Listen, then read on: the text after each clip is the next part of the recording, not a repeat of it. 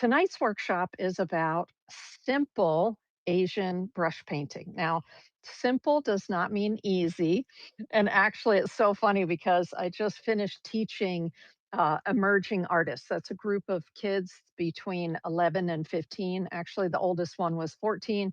And I would say, "Oh, this is so easy." And then they'd say, "Is it really easy?" They weren't really sure. Welcome in, everybody.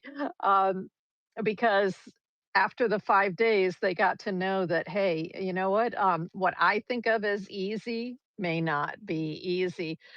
Simple, yes. Easy, no. I'm cheated because I have, brush painted since the '70s, so that's a long time, right? What is that, 40, 50 years?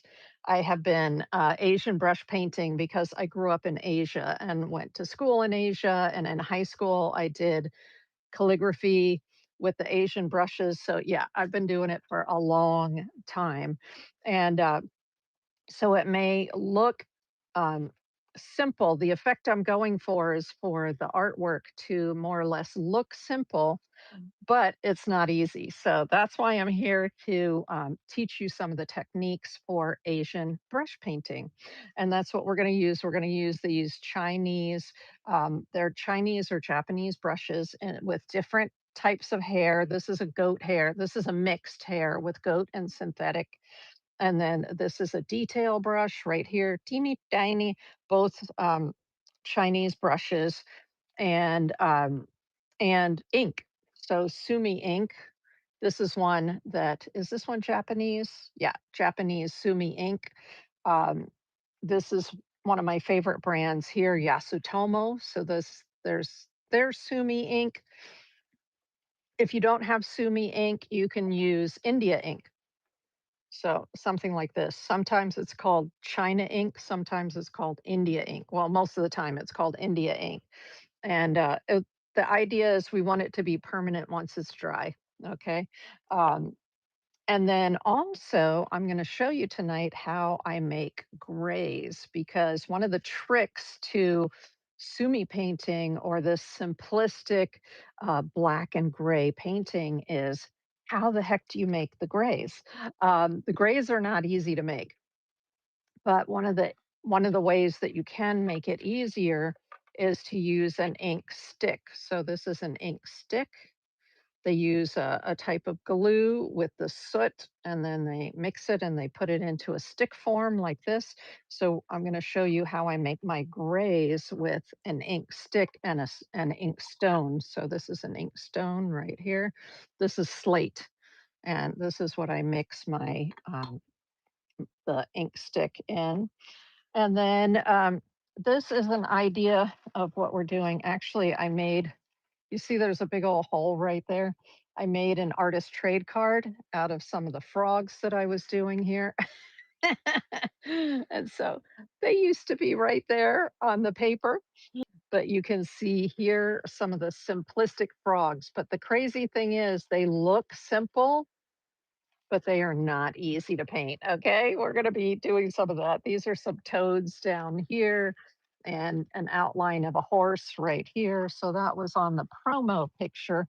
But let me show you a couple of other things that I did this week that are also, this is a Sumi ink painting.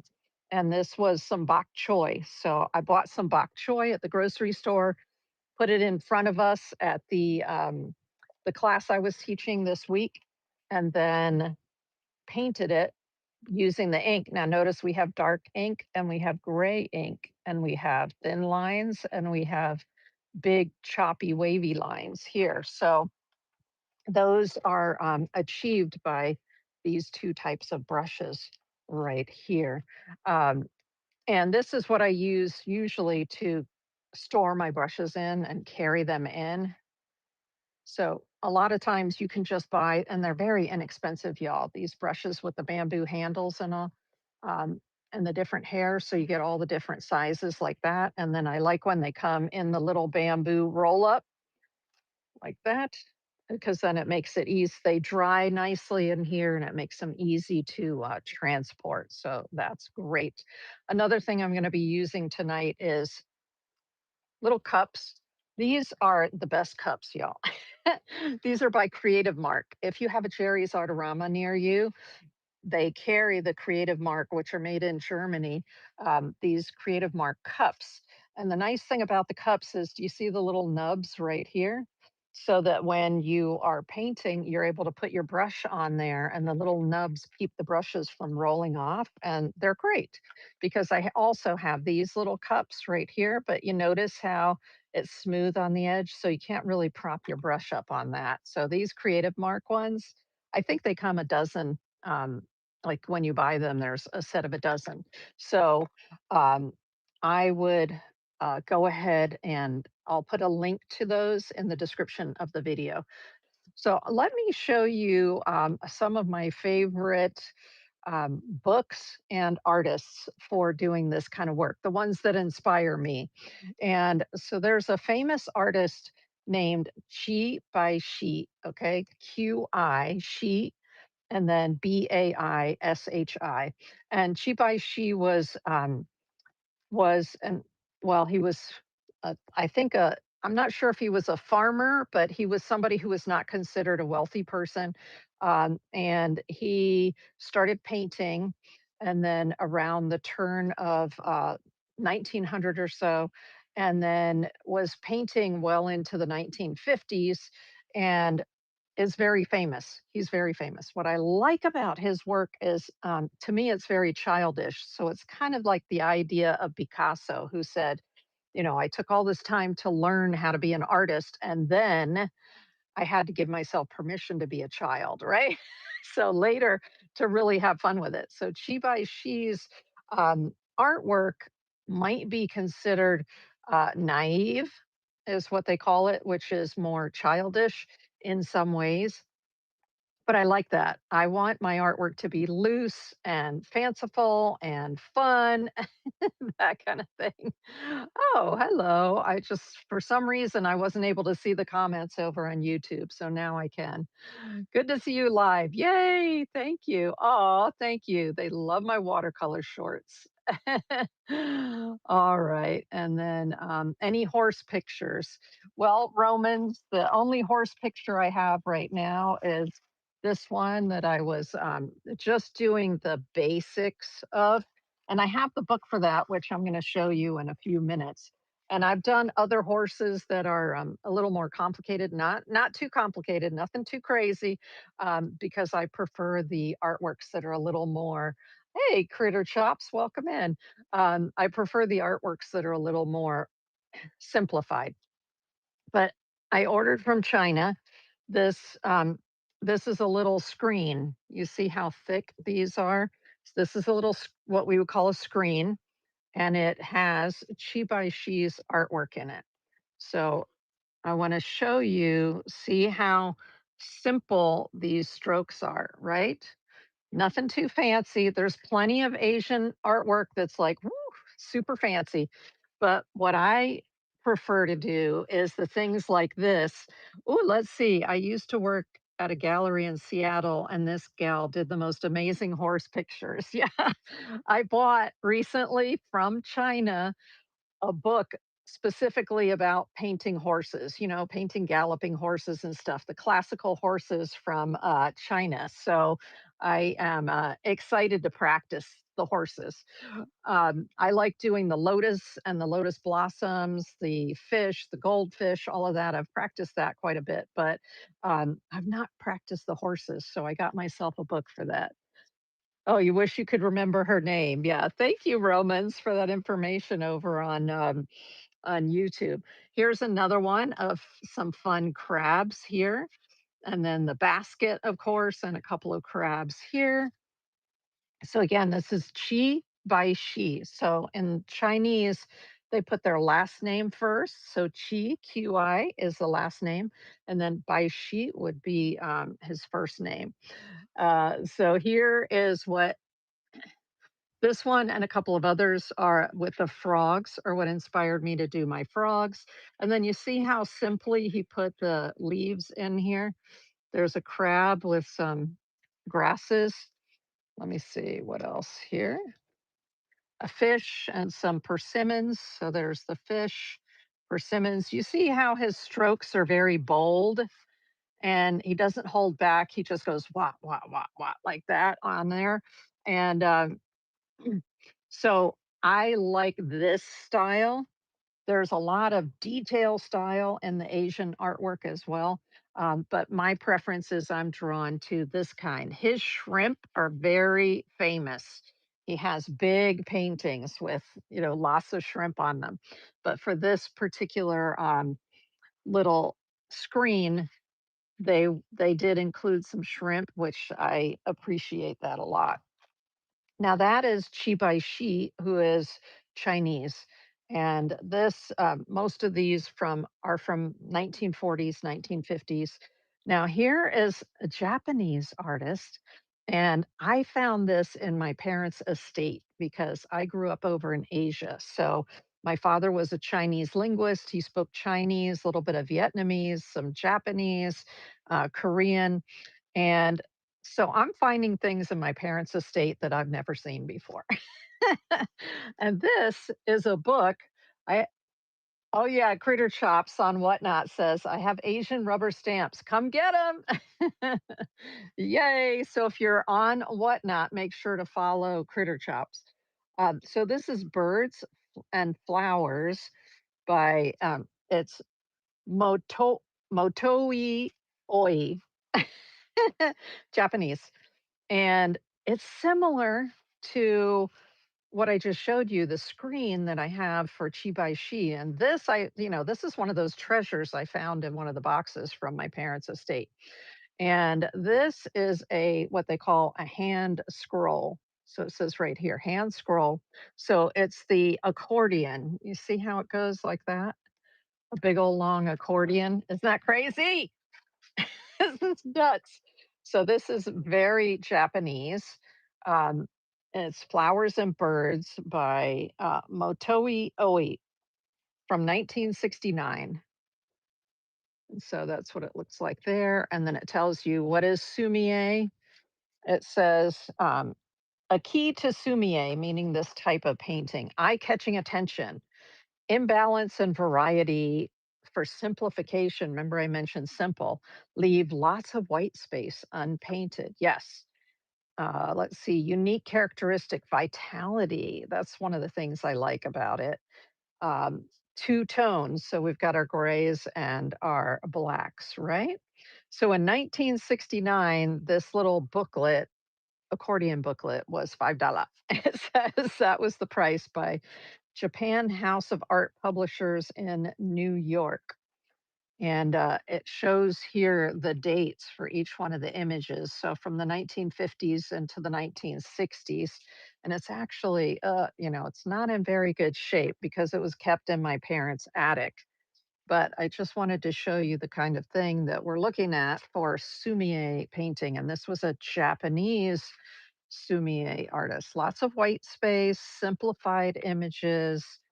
That's what I like. Let me get to this one. Oh, look at there, a couple of birdies, one squawking, so some personality going there. But you can open this up and just have it be super long. There are a lot of pages in here. So this is another artist who likes the simplicity of Sumi-e. Ooh, I love this one with the what are these flowers called again? Fuchsia, right? I have to be careful because see, these pages are beginning to come apart because it's quite old.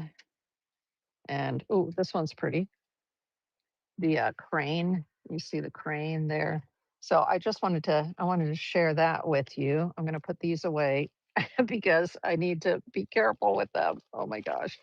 So that was the Chi Bai Shi and then the Motio Mo Motoi Oi, I believe. Now, I don't know if you know, but today, August 9th, and every year, is National Book Lovers Day. So for about 20 minutes before I sat down to share this class with you, I was looking through some of my Chinese and Japanese books. So this is Chinese. So it says Zhongguo right here. Those are the characters for China. So these are this is a book from China of Chinese artworks. The nice thing is it has English and Chinese in it. So I love that when they do that for us. And before I show you a couple of the artworks in the book, what I did was I printed out some of the work from Qi Baishi. There's a website called Wiki Art, Wiki Art. I'll put a link of it to it, the description of the video on YouTube. And so on Wiki Art, you can find these pictures of different famous artists. So there are 90 some pictures of Qi Baishi's artwork. And so again, there are the frogs. And then here's a bird. You see how simple it is? So the artwork can be simple, and then they're writing poetry or poems or um, whatever it is they want to communicate there. Here's some more of the little shrimp. So there's shrimp. And these are the ones that are in black and white, but he also did colors. So here is the ink. These are some melons. I love the way he did the melons. They're so funny. They're not round, they're square. Love that. This is loquat, which is a type of fruit. And the cool thing is the loquat grows in Florida where I live. So every so often I'll drive somewhere and I'll be like, oh, that's a loquat tree. And I keep an eye on it for when it's going to fruit so I can get some of the loquat fruit. So this is one of the paintings that he did in color of the loquat, but very simple. And then this is pomegranate. Oops, let's see, it goes that way. I can tell because of the writing. The Chinese writing goes up and down that way. Um, and then I love this one because it includes a what's that called? Praying mantis and a cicada. But the actual leaves are very simple. It looks like a sweet gum tree, I think, from what is right there. But isn't that fun? I love the simplicity, and yet they're absolutely gorgeous. And this guy's famous. Now, one of his students did, so again, we're back to this China book, Chinese art. One of Qi Baishi's students did this piece of artwork. And when I was flipping through the book, I went, hey, that looks like Qi Baishi. I was looking for more artwork from Qi Baishi, but it's not Qi Baishi. When I read it down here, it says it's Xiaolong Shi. And so I went and the nice thing is in the back of this book, there's a little biography on the artists here. And so I found that piece of artwork and I read the biography, and this artist was a student of Qi Baishi, which is why his bird and sort of the simplicity and spontaneity of this artwork looks like a Qi Baishi because yes, he was a student of Qi Baishi. So that's the kind of Chinese artwork that I like to produce myself. Now I'm going to show you another piece that's right on the other page here of artwork that's also Chinese. And this is a traditional Chinese as well, but wow, look at the detail in that and the subtlety of the color, and just there's a lot of form there. Absolutely gorgeous. So, yes, I can appreciate this kind of the Chinese artwork, but the funny thing is I'm very attracted to this, and this is what I like to paint is the more simplistic. So, hey, there's something for everyone, you know. Here it's in English over here, Chinese paintings, but I got that from China. I ordered that from China.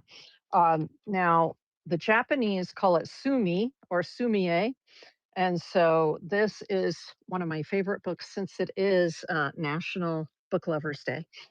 I was flipping through this earlier and another Sumi-e book I have here earlier, and I will link these if they're available because these are from the 1960s and 70s. If they're available, I will have a link to them in the description of the video on YouTube. And this is Complete Sumi-e Techniques. Um, and this is by, let me look it up inside here. It's easier to read it inside. Let's see. Sadami Yamada. There you go, like this. The cool thing about this book, and you see how thick it is it's actually 4 books in one. So the author had written several books about I'm looking to see if it says here blah blah blah complete. Yes. Sumi-e in 3 weeks, floral sumi-e in 3 weeks, animal sumi-e in 3 weeks, and landscape sumi-e in 3 weeks. So those 3 books or those 4 books are combined into this one complete sumi-e techniques book, along with new stuff that they put in this book. Now I want to show you what it looks like without the slip cover. So this is what it looks like without the slipcover. In case you find this book being sold somewhere, if it's on Whatnot, or you're able to find it at a library or something, it might not have the slipcover on it. So I wanted you to see what it looked like without the slipcover, so that you can be like, oh, okay, I want that book, or I want to check out that book. Okay. So you know what it looks like. Um, what I like about this artist, again, is very simple. Let me find the page that I saved for you. So this is poppies. And so there's that poppy. What I want you to, what I want to share with you about this kind of painting, there are 2 methods of doing these paintings. This is called the bone method. That means you're creating sort of a skeleton, right? You're using the small brush and you're creating an outline. And then you might fill it in with color, you might not, but you're creating an outline of the subject. Where this is called boneless, so there's no structure that you're creating there. You're just using your brush and going in with brush strokes. And so this is the same subject in bone and boneless. All right. My preference, I like to do boneless myself. But this painting that I just showed you that I did this week, actually, I did it on Friday. There's a combination of boneless and bone because I had to add the outline here of the cabbage, right? The bok choy. So, yes, you can combine the 2 of them into one. And oh, here's the horse. That's what I wanted to show you. So this is the simplified horse. Instead of doing the more fancy horse, yes, you can do the very simplified lines. And that's why I appreciate this book a lot, because this particular artist, um, last name Yamada, he really breaks down to the minimum um, for the imagery. Now, this is another Japanese artist. So this one is The Art and Technique of Sumi-e, another old book. I think this one was 1969. No, 70 something. Let's see. 19 originally 1960, but this is the 8th printing 1979, and it is a book. The artist is you. I don't know how to pronounce it. Right here. So it looks like Yukai Uchiyama. The Uchiyama, I'm pretty sure that's right. But what I want you to notice is see how loose and very expressive this artist is. Oh my goodness. It's crazy. It's crazy. I love what this artist does because it's super loose. See, there's an elephant. Over here, you've got a bird and the toad. One of my favorites that's in here is his pine tree, because it's just so dang loose. So don't be afraid to just, you can do this. That's the reason I wanted to show you this. You can do this. You don't have to be, you don't have to be a perfectionist. You just want to get the idea out there. So this is his pine tree, and you see how it's very simple, not easy, because I've tried to do it. It's not easy. You do have to practice.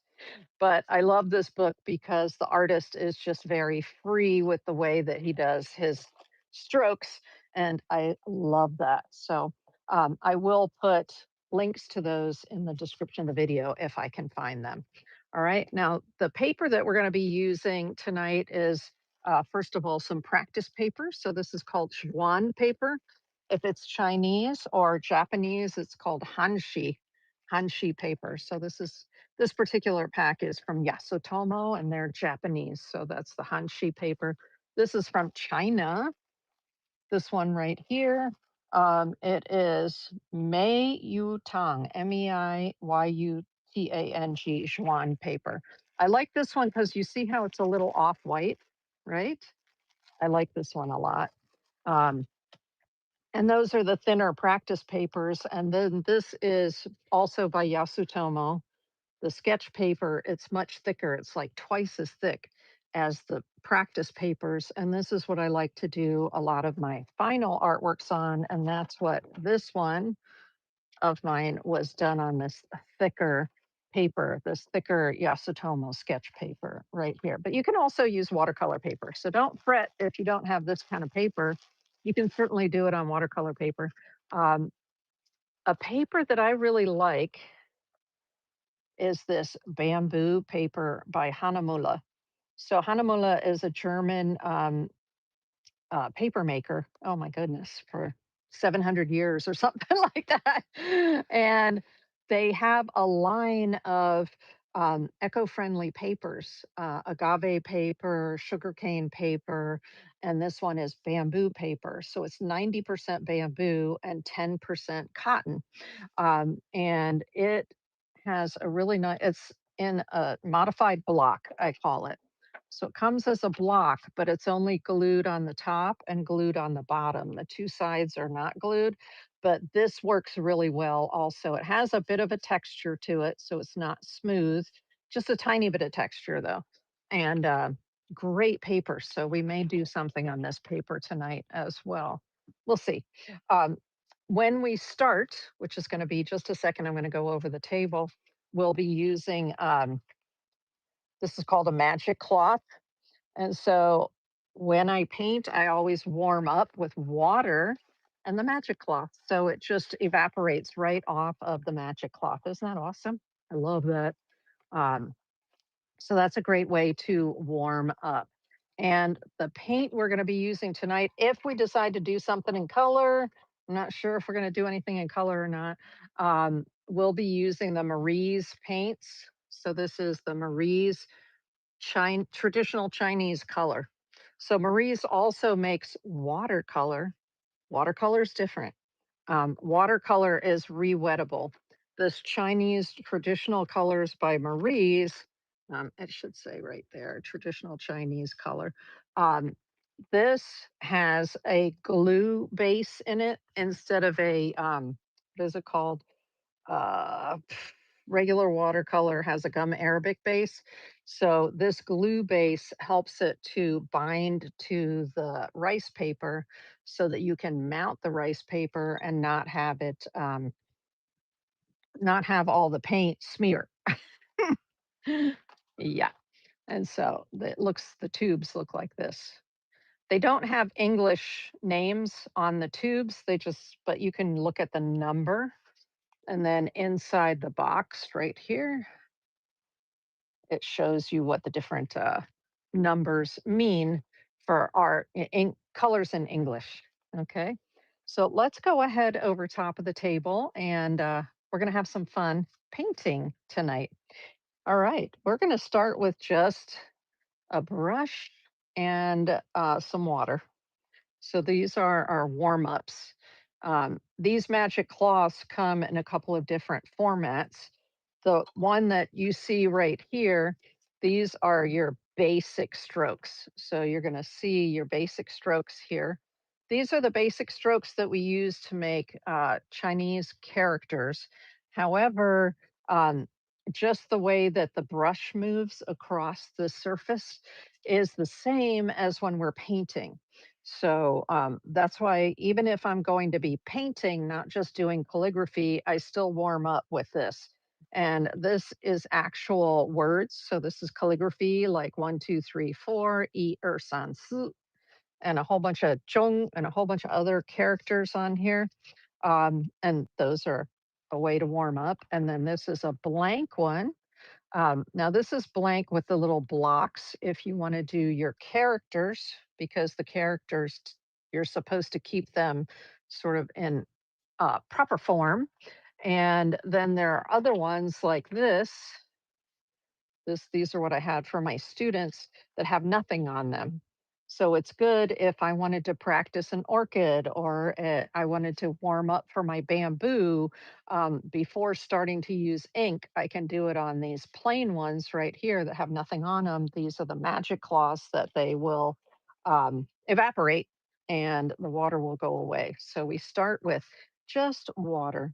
Now, when I'm making these strokes, I'm holding the brush in a certain way. So um, there are a couple of different holds. Some of them are the thumb and two fingers. So of course, if you're doing it like a pencil, you would hold it with just the thumb and the index finger, right?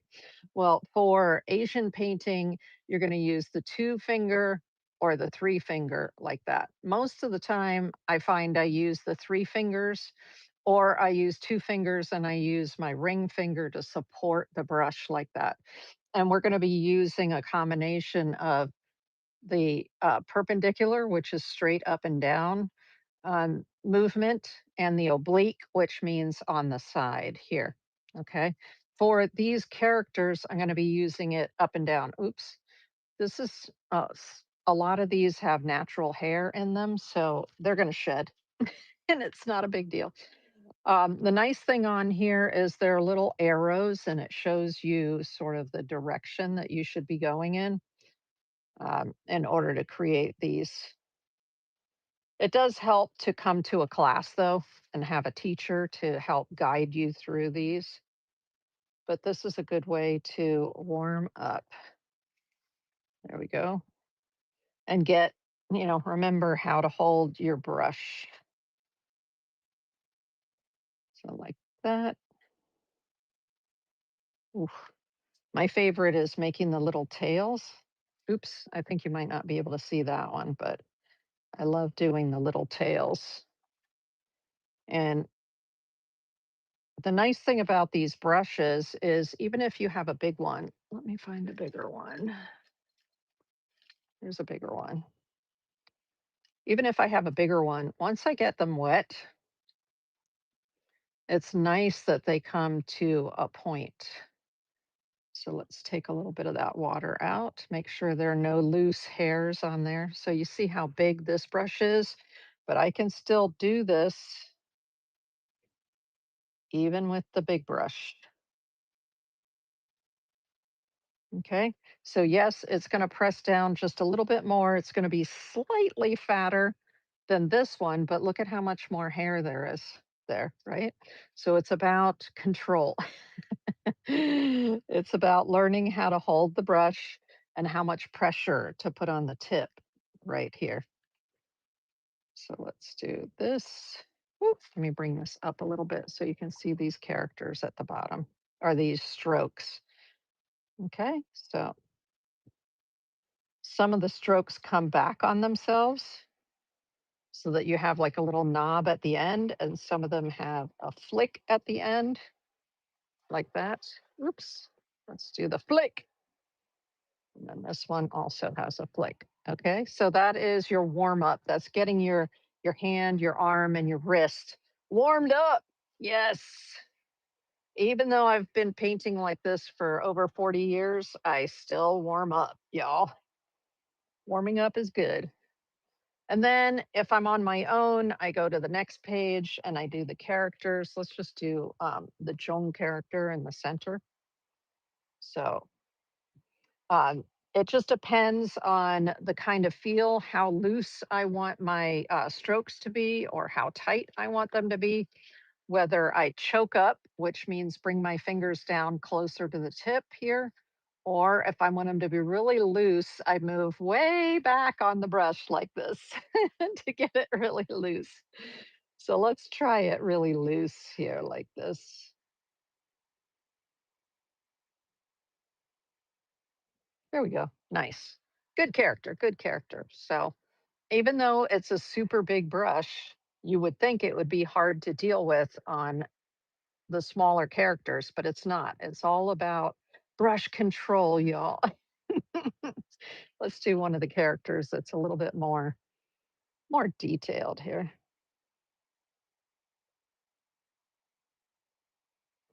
Yeah, it's hard with this brush to get all the little bitty details there. I'd have to go to a smaller brush, but a bigger character like this that's a little wider works great with the big brush. So, um, and then of course there's this page right here. So if I have a character that I want to do here, like I like to do heart like this. Oops, no, one's supposed to be over here too. Let me do it again. One, two, three, four. Or is it three? I don't remember. Well, let's see. One, two, three. I think it's four. And then Shan, which is mountain. So we do it like this. So that's Shan. And so this gives you an opportunity to practice, if you want to practice characters, to do them here. If you want to do, say, I want to do some bamboo.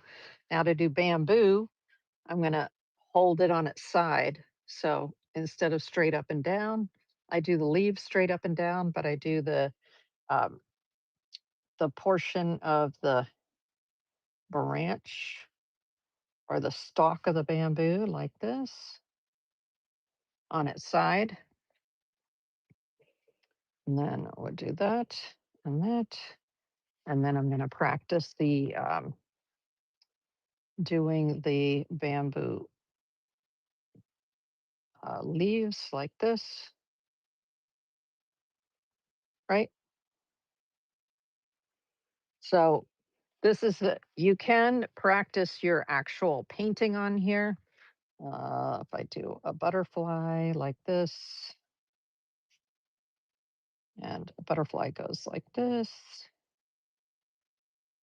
See, it's hard to do with the big brush. The butterfly, let's get the little butterfly legs here. There we go. So you can play around on this magic cloth to do your warm ups and your practice, right? Before going to ink and paper. Just the more practice you can do, the better it is for your warm up. And you'll just end up using less ink and less paper if you have access to these magic cloths. Yay, love them. Love that. Okay, let's okay, where did I put it? There it is. So when I'm going to use rice paper or Schwan paper, I need to have a felt surface to use it on. So let me put this down. Usually the felt is going to be gray or it's going to be black. Okay, because we're using black ink, and some of the black ink soaks through our practice paper. So we need a surface for it to go on to. Let me move my camera stand off of here real quick, like, because I want to put my phone over here. I can watch the folks on YouTube, but then I can move this up. Let's move it up a little bit more. There we go. Okay, fab. And can you see the water? Yes, you can. Yay. Okay. Oh, these little things in my hand are paperweights. And it has an inscription on the back right there. Da something. I don't know.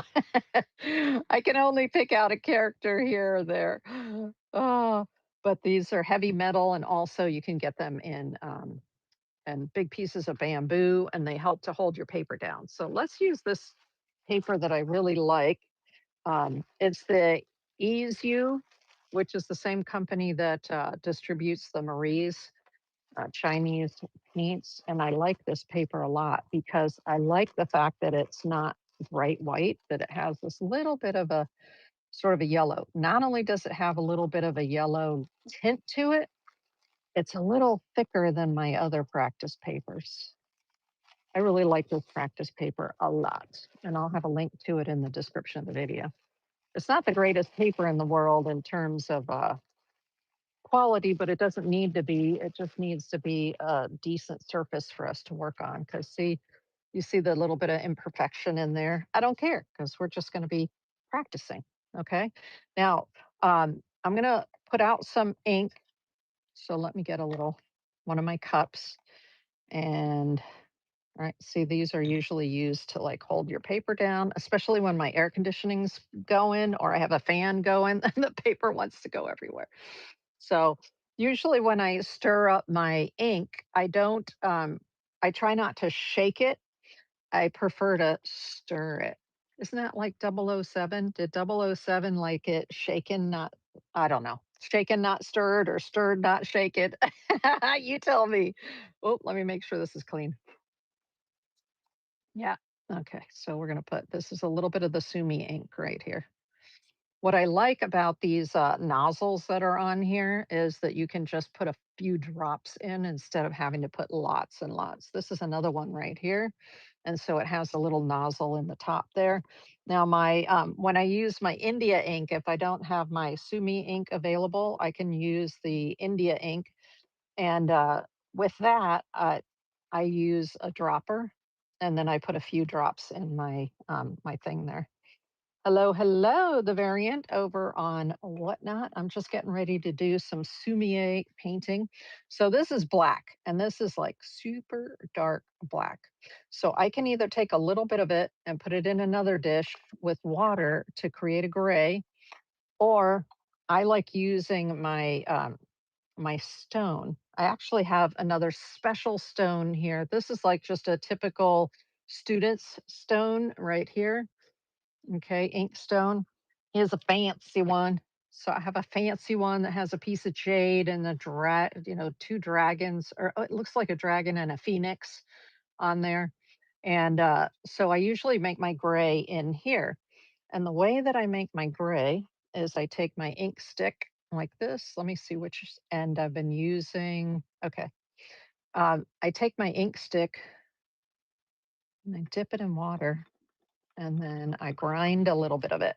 So this stone is a little bit rough on the bottom, and this allows me to, um, through friction, to get some of the ink off the bottom of the ink stone. So let's see how it looks. So I have this is a piece of the practice paper, and you can see I just use it to test out my grays, right? My grays and my blacks. So let's see what this is looking like. Ooh, see, I've got a gray instead of a black. Because if I put a little bit of this black on here, boop, you see the difference here between the gray and the black? Wow, big difference, big difference. So that's why when I'm going for grays, I tend to like to use the ink stick, instead of pouring it.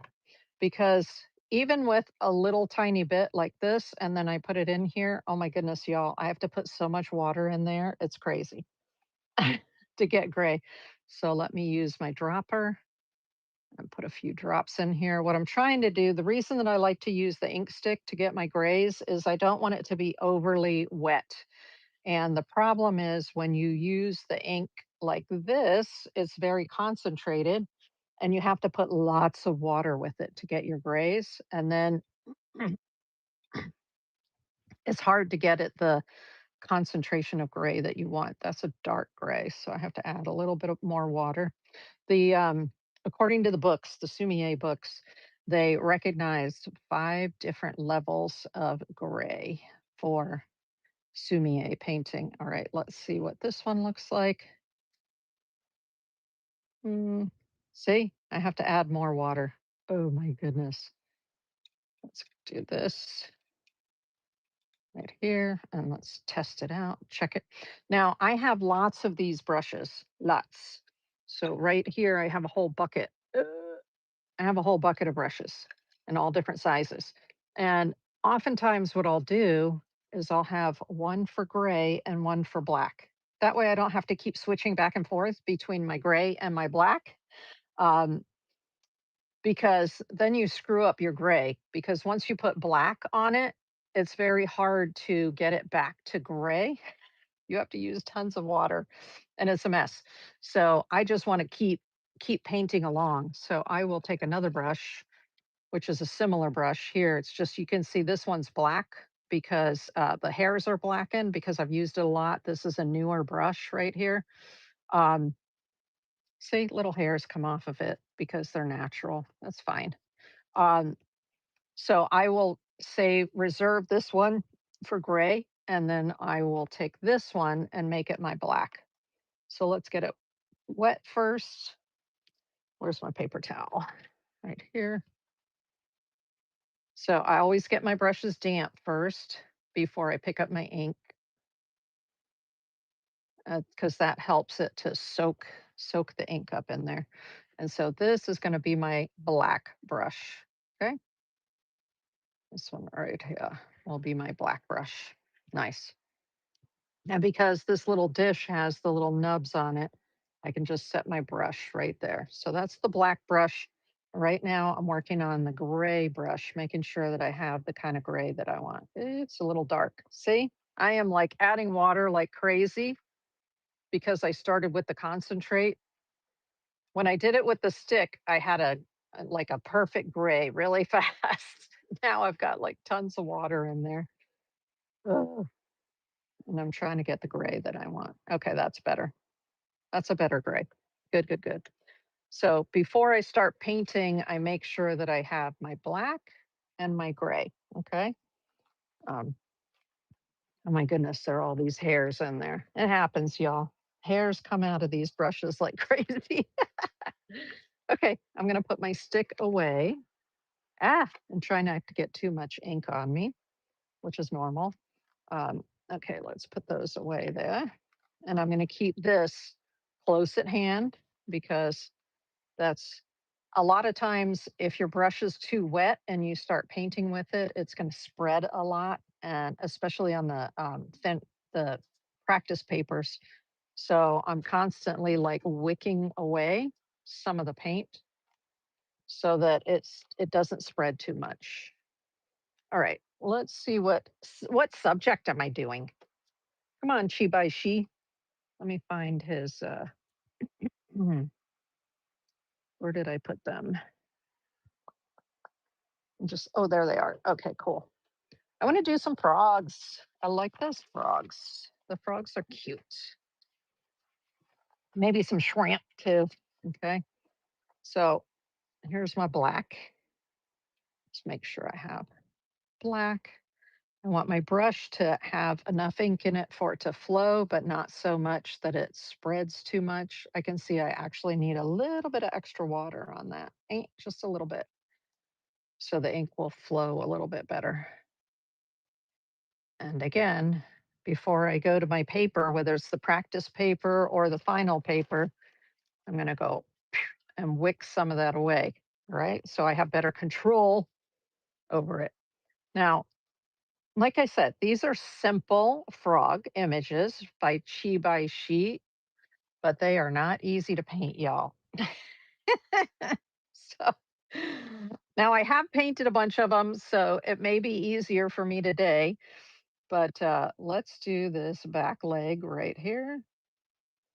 And then I'm going to do the body right here. And I'm just following along with what I'm seeing here that Qi Baishi did. All right, I'm going to bring it back up and put the eye in here. Oh, hello, frog. That's beginning to give the frog some personality. Nice. And then up here we have some feet. One, eight. There you go. That's a little bit wide. Now, periodically, even though I'm not picking up more paint, oftentimes I'll go back to my pot because I need to um, form the tip. I need the tip to come back to being a certain shape. Okay. So not only do I use the ink cup to hold the ink, but I use it constantly like this to reshape my brush. Okay. So we've got that. Let's get a little arm comes from here. The little front arm goes like this. And then we have a few nice little foot. And then here we come around this way, and then there's a little bit right there. And then we need to bring the back leg. Okay, a little more ink. A little more ink on there. Oh, okay, let's bring the back leg. So I'm going to do it a little bit more like this. And then this has to come back like that. And then we've got to, now, I don't know if you can see this, but you see how it's split right there? So before I work with it, I'm going to grab a little bit more ink and I'm going to bring it together. Because for what I'm doing right now, I don't want the tip to be split. Sometimes you want the tip to be split, but right now I don't. So let's do this. There we go. Yay, I did it. So that is this little froggy right here. And like I said, this is just test paper. So I just cover my test paper with all different shapes and directions that the frogs may look in, like this. Okay, picking up more ink, doing that. Let's do a frog where I'm going to add some gray to it with my other brush. Okay, so I'm going to leave a little bit more area free. Let's do this. Let's start with the gray. Come here, gray. So I've got my gray. Let's make sure. So I dipped it in the gray ink and then made my tip straight. Let's look at it. Nice, gray, awesome. Okay, so I'm gonna set, I have a brush rest over here. I don't know if I showed you that. I don't think I showed you that earlier, but it's a wooden brush rest. And I usually have two of them on my table because, like, this is just two grays. Imagine if I needed a third gray, like a light gray and a medium gray, then, right, I'm going to fill this up quickly. And if I'm using color, I need another one. So right now I've got the black and the gray, and the one that I'm not using, I'm putting on my brush rest.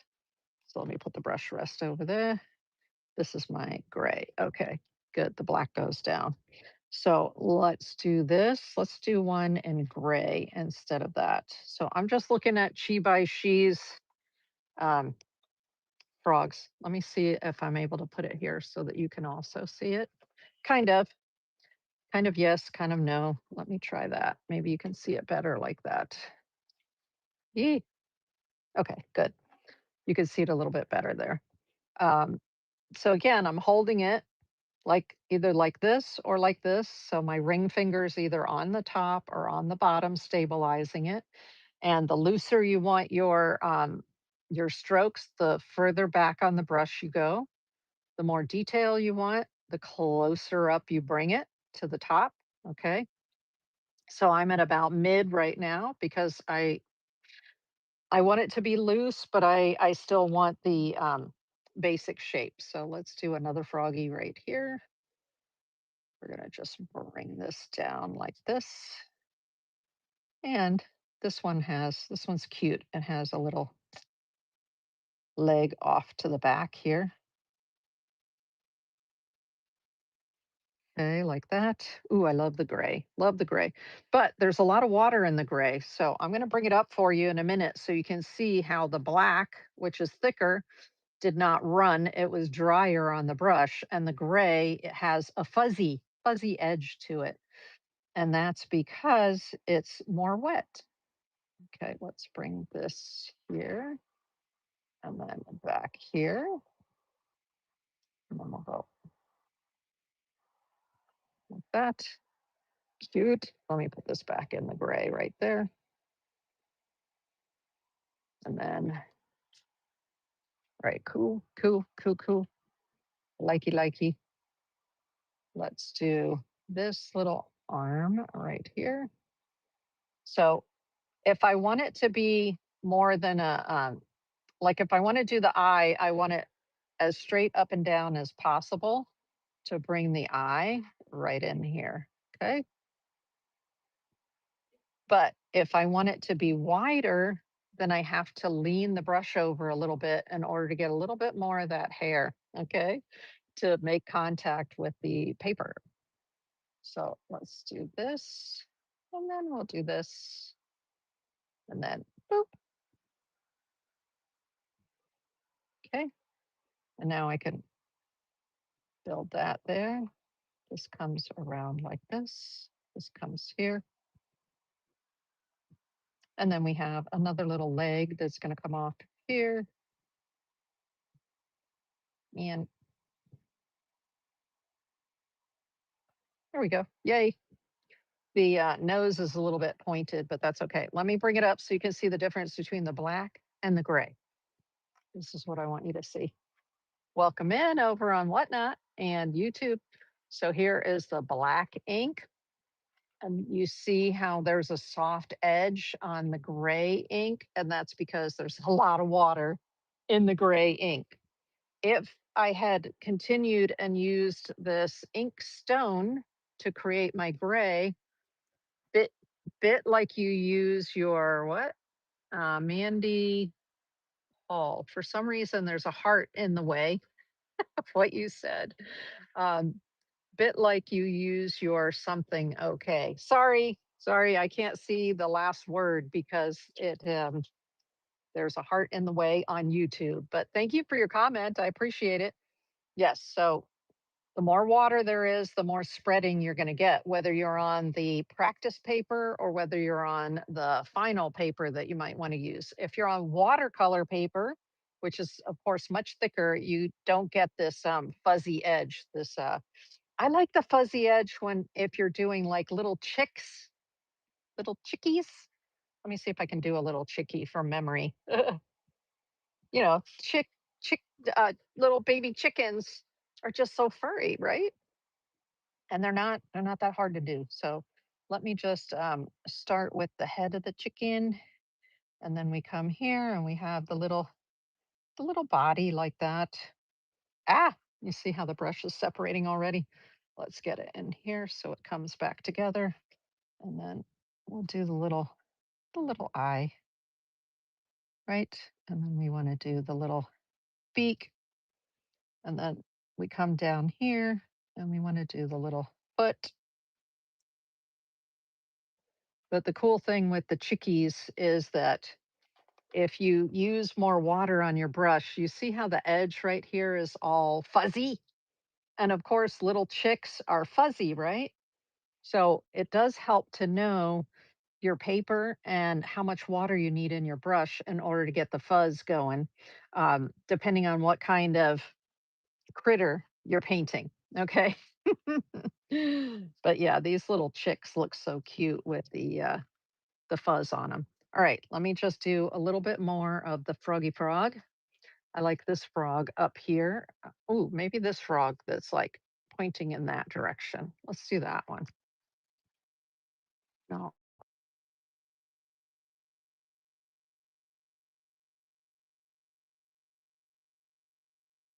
let's use the black brush for this.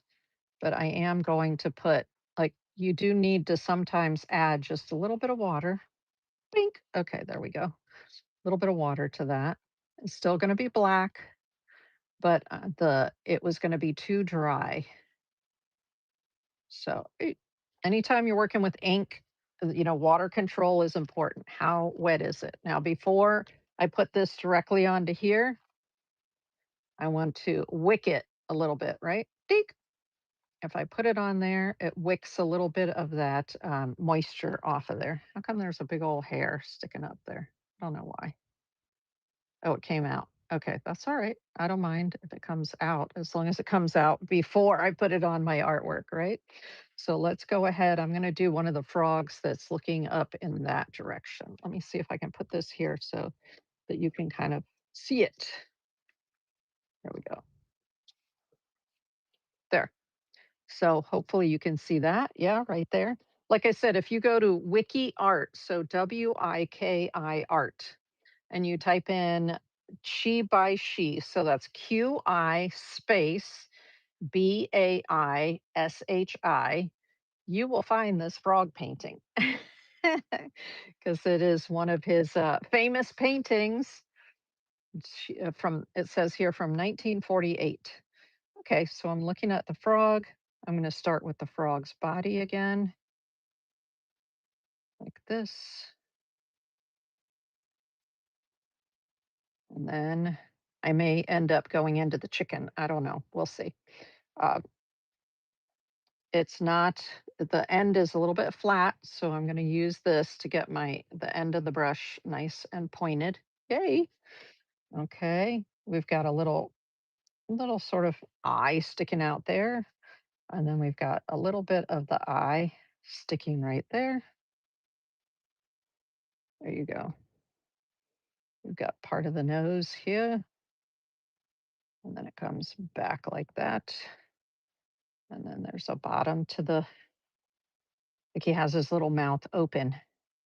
And then here, we're going to get that back leg. Ooh, I think I want to go in this direction for the back leg. Okay, good. And then it sort of comes down like that. And then here, we've got the back leg. So I'm constantly playing with, am I straight up and down or am I at a bit of an angle? Okay. So depending on how thick you want your stroke to be, the more thick you want it, the more of an angle you're going to bring it down closer to horizontal, right? And the thinner you want it to be, the more straight up and down you're going to have it. Okay, let's do this. So I'm slightly at an angle. Maybe, let's see, that's 90. So this is about a 50-degree angle or so, something like that. And I'm going to do this one, which is going to be the back leg. And then I'm going to bring that. Okay. And then all we have left is to do the front leg. So I'm actually going to start the front leg with the tip of one of the fingers right there. And then I'm going to press a little bit harder and bring it up for the leg. So like that. Okay. Hello. Now I can see I'm missing some ink back here. So I'm just going to do a swipe across there. Hello, Froggy.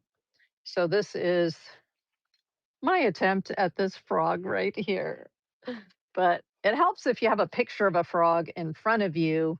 All we're trying to do with this Sumi-e style painting is to get the feel of the frog, not necessarily an exact rendering of a frog, right? That's what Sumi-e is about, the essence of whatever the creature is that we're working on or the scenery, not an exact replica of it. Okay, good. Those are good. What else do I want to do? Let me see what else we have here. Oh, this little birdie is so cute. So let's bring a little bit of color into it here because we've got a little branch and then a very simple bird. But notice there is some black in the bird along with the other colors. Okay. So I'm going to put this, where can I put this so that you can still see it? I'm looking at the branch to see what the branch is done in gray. So let's get our gray and lift this up here. And I want to try to put this where you can still, nope, you can't see it there. Let me fold this in half and then you can see it in the frame. There's the birdie in the frame. So I just got ink on my brush. What am I going to do? Test it, right?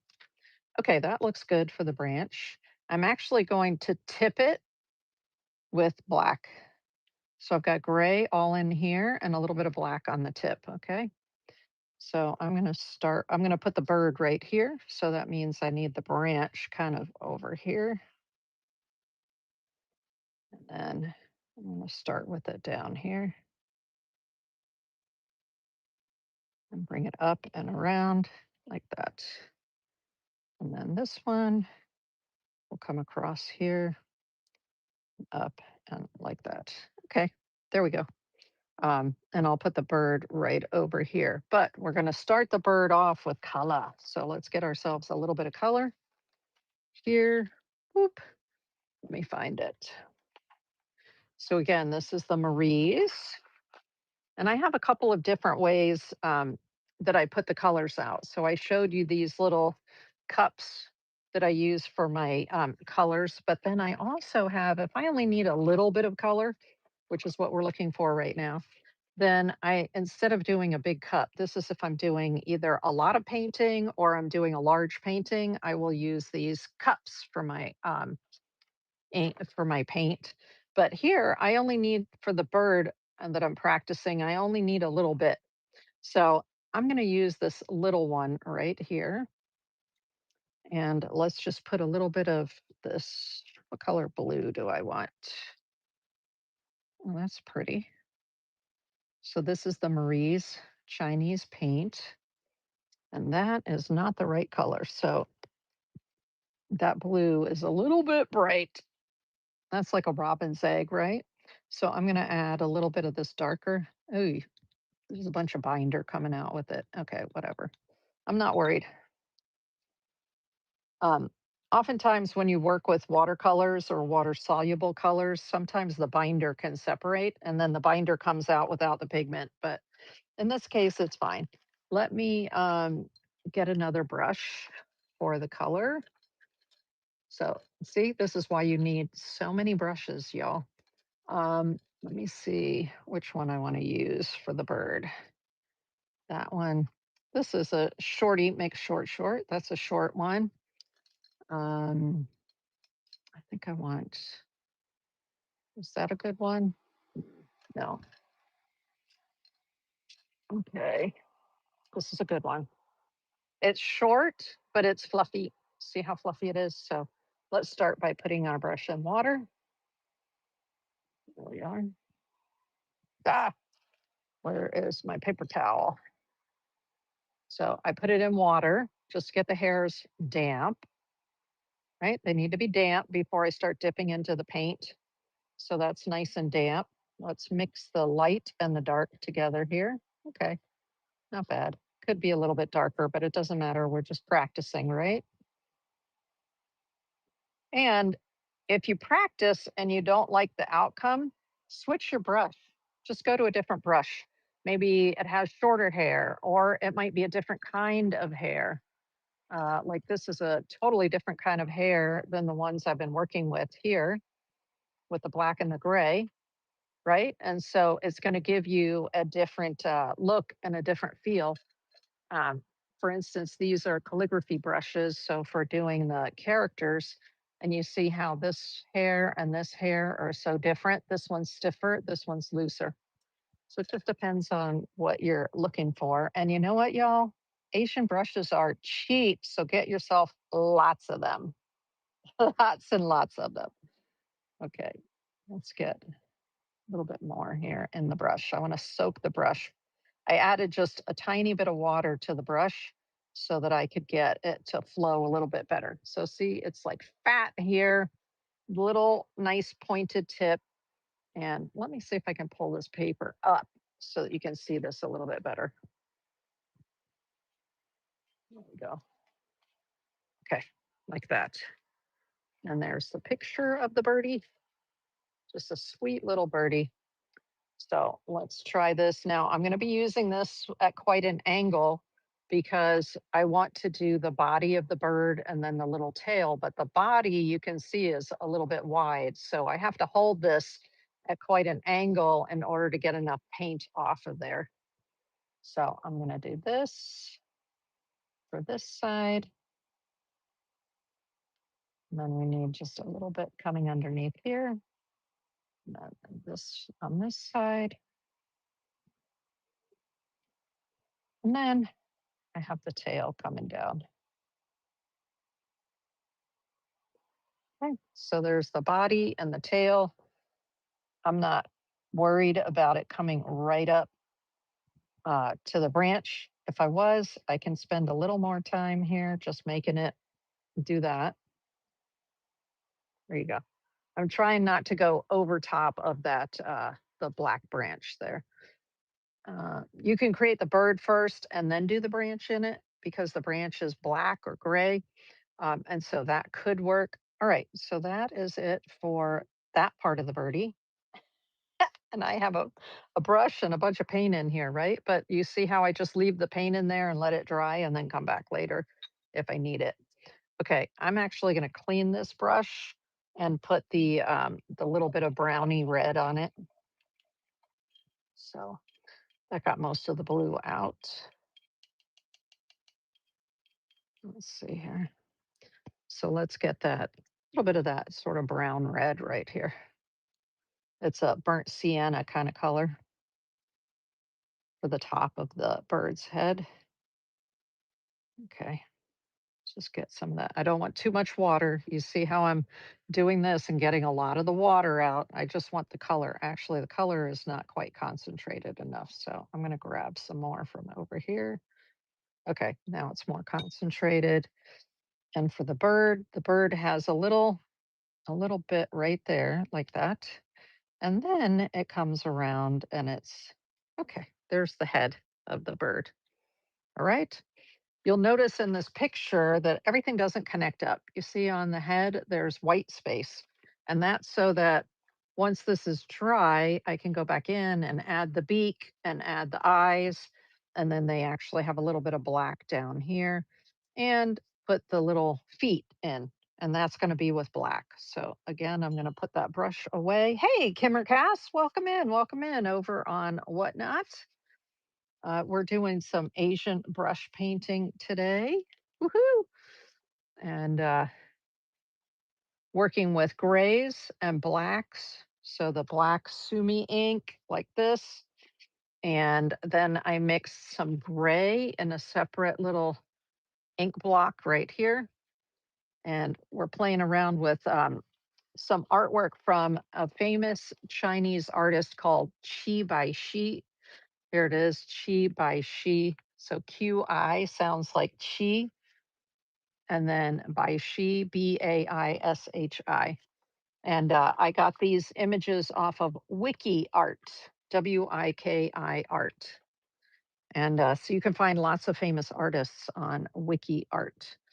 And I was showing the difference here, I'll bring it up close, between working with a black, where it's more concentrated and you have less spreading, and then a gray, where you have sort of fuzzy edges, because naturally a gray has more water in it. You've taken your black and added a bunch of water, and that created the gray. Okay, let's see what we're doing with our little birdie here. Let's see. Oops, it's under there. There we go. These are little uh, paper holders. So let's do the bird so you can see the bird. Now I've got my black brush right here. Let's see if there's enough ink in it. Yes, but the tip is not um, completely like the way that I want it. So there we go, using the ink pot and turning it around to get a nice tip, right? That way I can come here and I can put this eye in here. It's bleeding a little bit, but that's okay. And then this eye right here.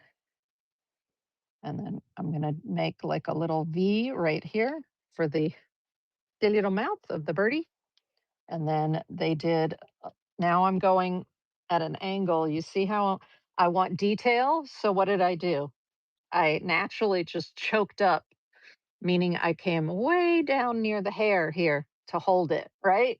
And I'm holding it hard. I'm pressing hard because I want control. So I'm not being loose. I'm being, very controlled here.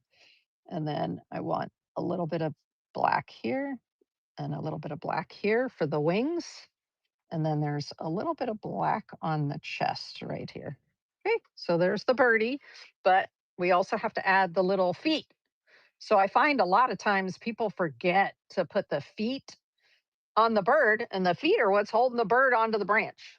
So remember to do the feet, and the feet generally are pretty easy.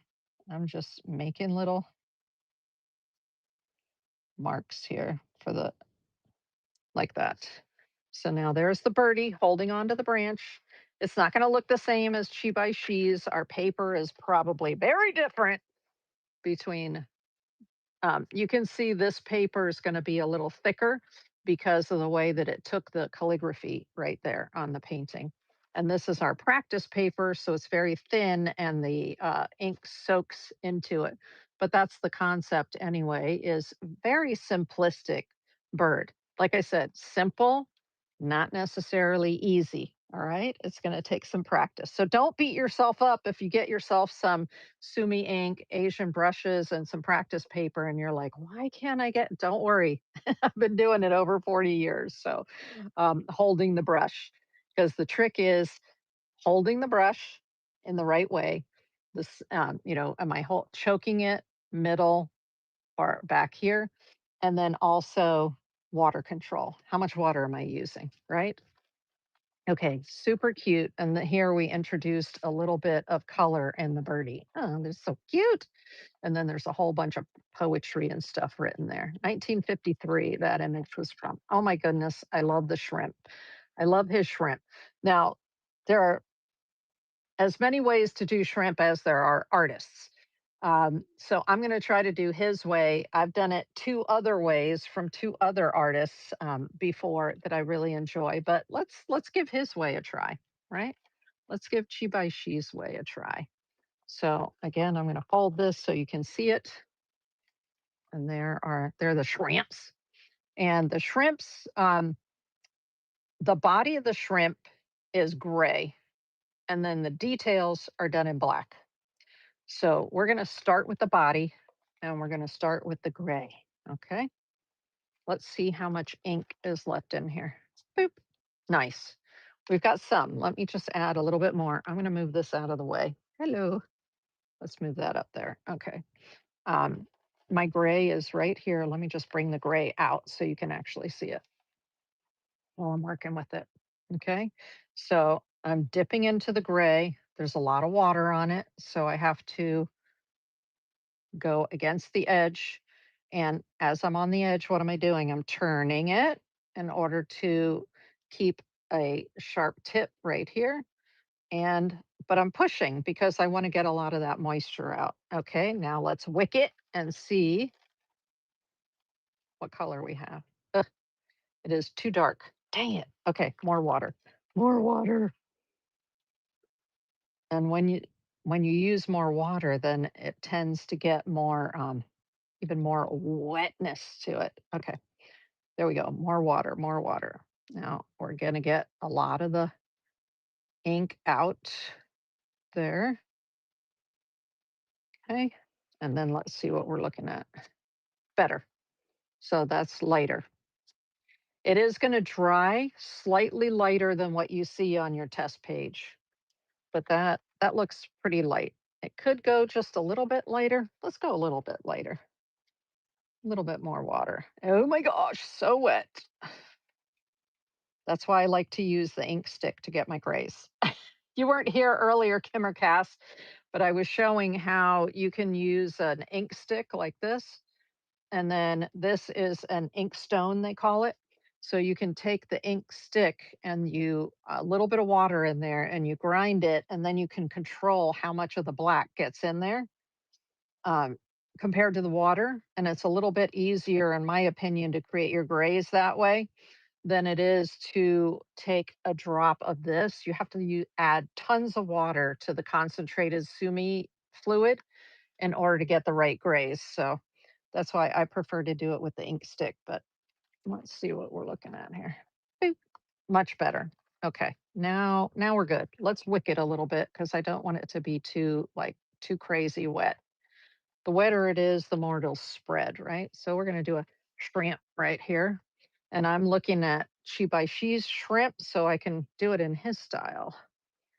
Okay, so with his style, the head is a little bit wider than I normally do it, but I'll do it in his style.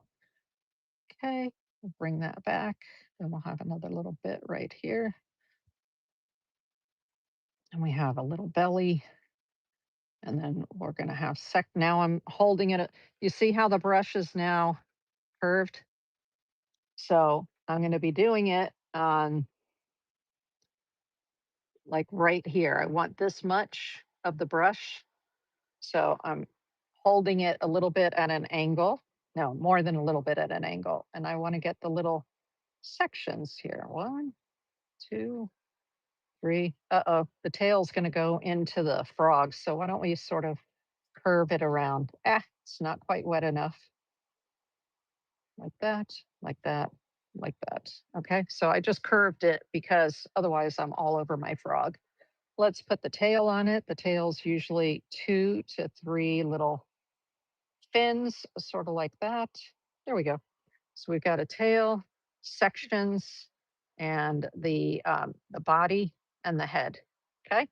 Now I'm going to go on and I'm going to do another one because what you're going to find is this is wet. So if I take the black and I try to go on top of here to put the details, it's just going to spread all over the place. So you have to let your various gray sections dry before you come back in with the black in order to put in the details. So I'm just going to do another one over here. Can you see that okay? Yeah, let me just raise it up just a little bit. There we go. So now I'm going to put another one over here. Let's do that. This is a little bit drier now, feels like. And then we have part of the body here and the underbelly here. I'm going to grab a little bit more of the gray and then wick some of it off. There we go. And then we're going to start at the angle, and you see where my fingers are way down here so that I'm have more control of the tip, right? And then we want a little section there, a little section there. Oops.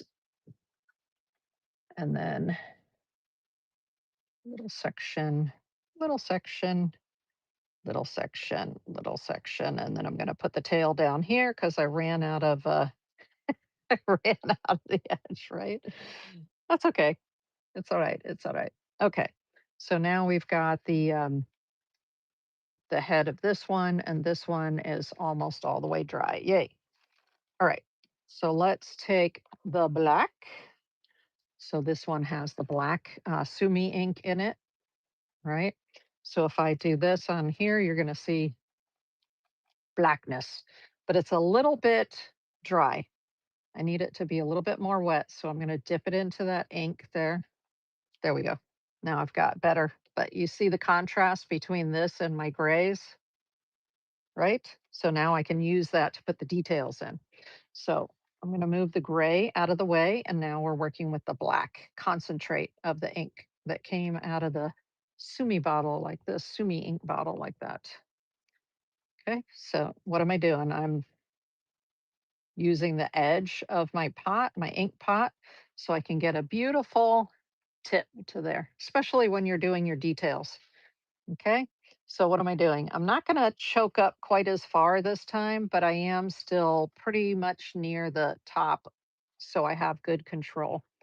And the first thing I'm going to do here is the little legs along the back.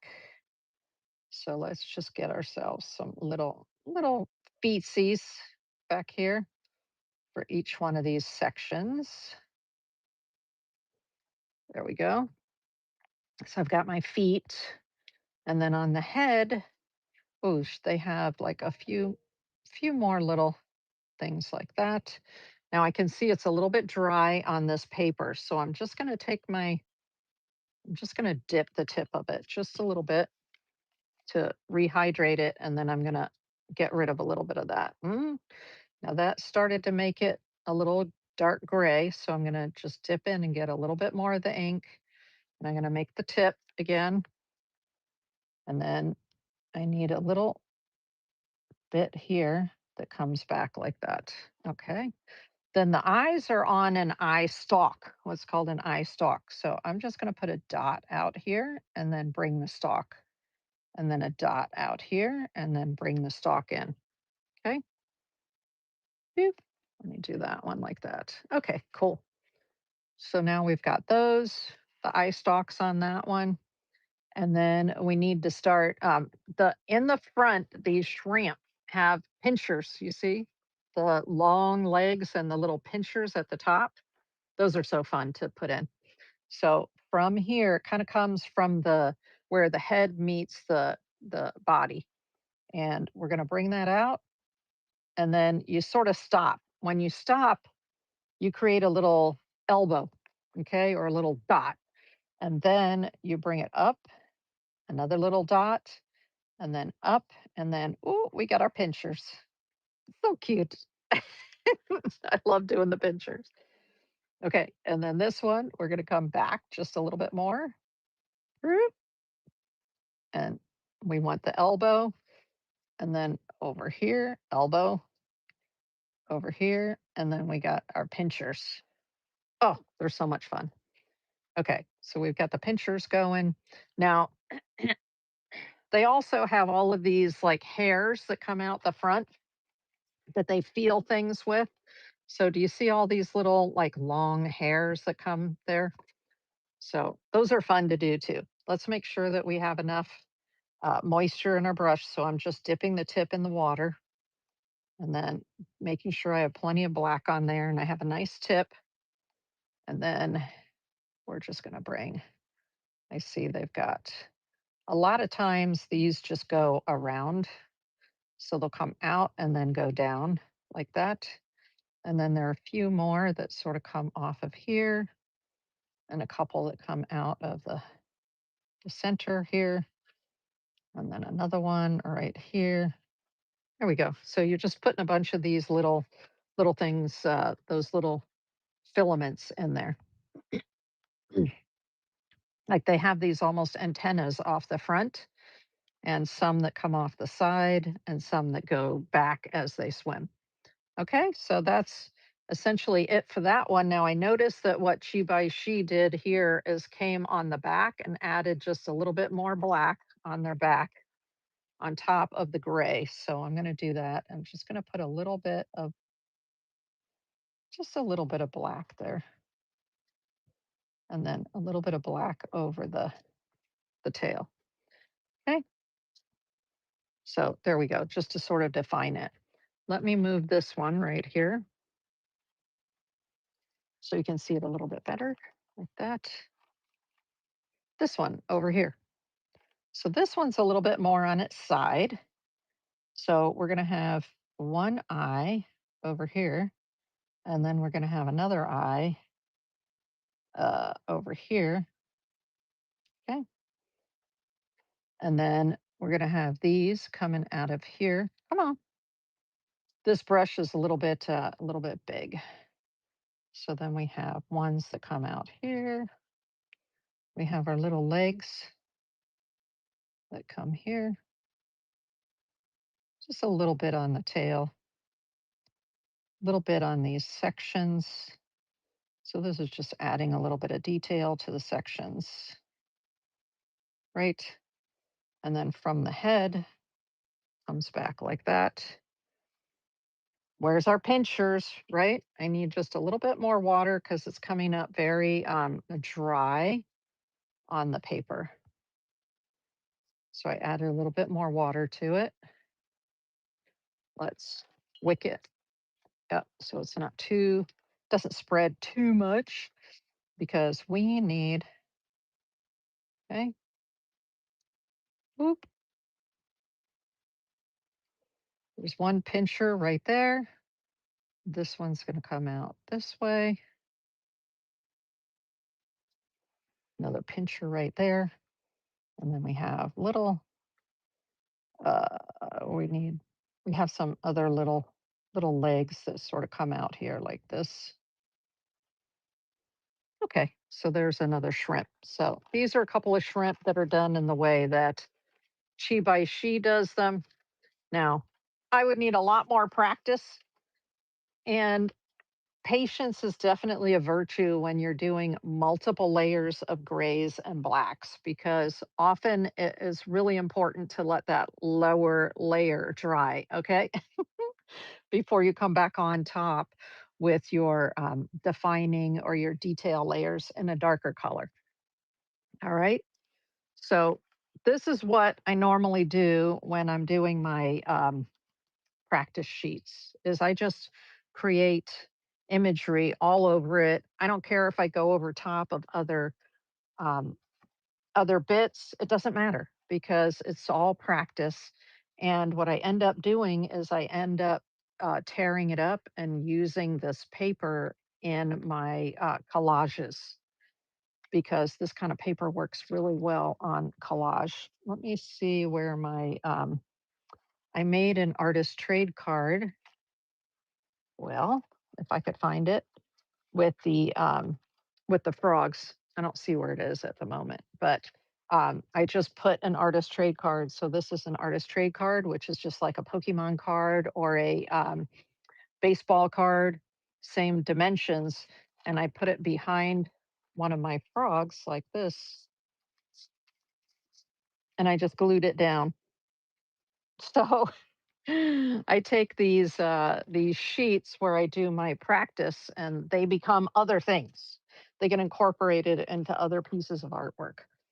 Okay, let's go ahead and do this on.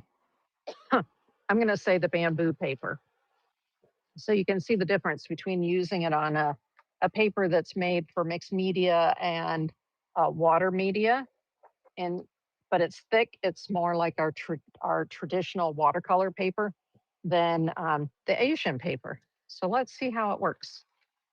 All right, I'm going to set that one aside. Oops, there we go. And I have my gray, and I don't need the little the little paper holders, right? Because this is plenty thick and the paper's not going anywhere. Yahoo! So let's start out by doing some frogs. Again, this is still, for me, a test paper. So I'm not going to worry too much about the design of it. We're just going to have some fun and put our frogs and on here, and we'll use some of the gray and some of the black and see how the Sumi ink does on here. Okay. So I'm going to put this again right there. Let me make sure the paper's where you can see it. You can kind of see the froggies a little bit. Here, move out of the way. There. Now you can see the frogs. And I've got the black here. Let's start with the black. I am going to have to dip it in the water because it's getting dry, especially when you're using watercolor paper. Watercolor paper is designed so it can take a lot more wet media. So this is the mixed media paper, but it's designed for wet media. And so my brush needs to be a little bit wetter. Now, what if you say, Tristina, I don't have any Chinese brushes. Can I do this with regular watercolor brushes? Yes and no. What I've found is that a regular watercolor brush like this, just look at how much of a difference there is and how much paint it can hold. It's very disappointing when I try to work with a regular watercolor brush like this. The only kind of brush that I find kind of works is a quill brush. Let me see if I have one here. Mm, yes. Nope, not that one, this one. So this is a quill brush. You see how this is also goat, just like this Asian brush is goat, right? And it's all fluffy. But what? When I put it in water, what's going to happen to it? So quill brushes come in different kinds of hair. You have squirrel hair. This is goat hair. This one's by the Silver Brush Company.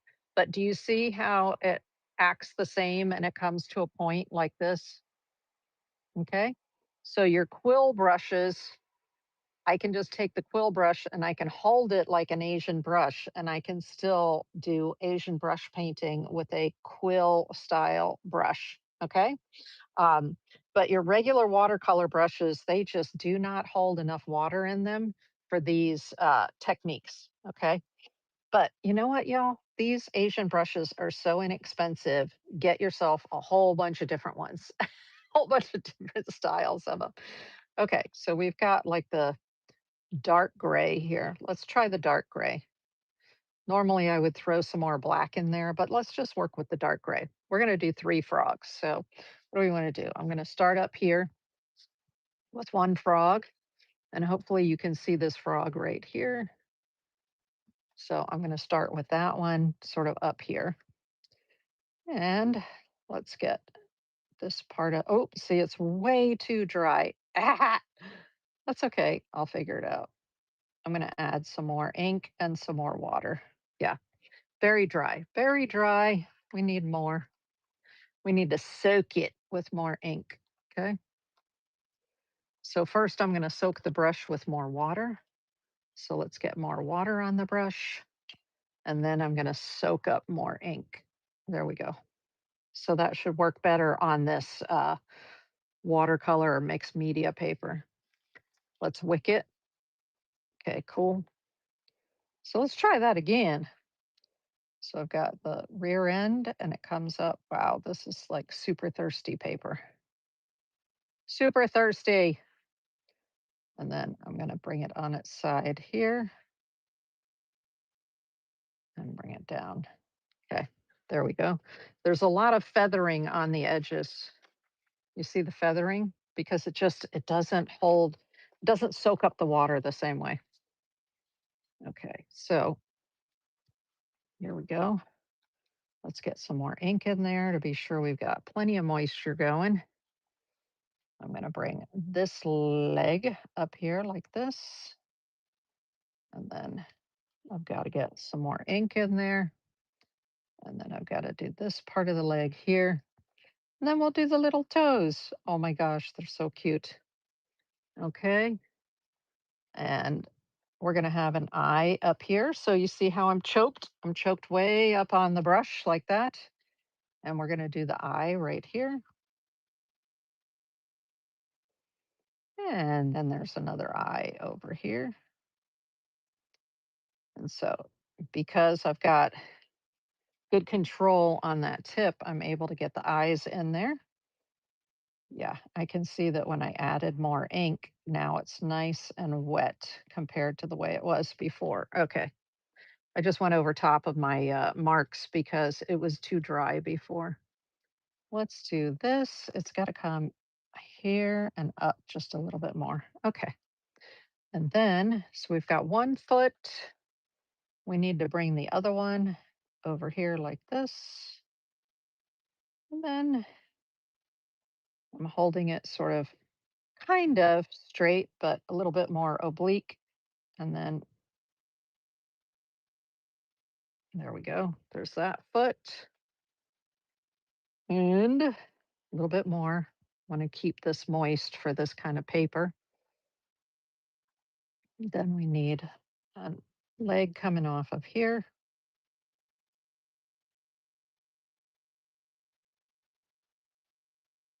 There we go. And then we're going to do a leg coming off of this part. Let's see, we've got a part of the face right here, right there. And then the leg comes out here. So sometimes I will turn it around this way and work in that direction. But most of the time, I just turn the paper. If I need to get a little bit different angle going, I will just turn the paper instead. And then it comes like that, and then up here. There we go. So there's the front leg. And then there's actually just a little, now I'm going back to this hold where I'm supporting it on here. I still have a nice tip. And I'm just going to bring the belly in. There we go. So that is the one here, following along with Qi Baishi. And then I'm going to do this one right here. So here's this one with the long back leg. I love the personality of that one. So I'm going to start back here with the body. Oh, too dry. It's all right. I'll get the basic shape in and then I'll come back and get more ink. So I made sure I had a nice wet brush before I put the concentrated ink in here so that I can have a little bit of extra moisture for what we're doing right now. Okay.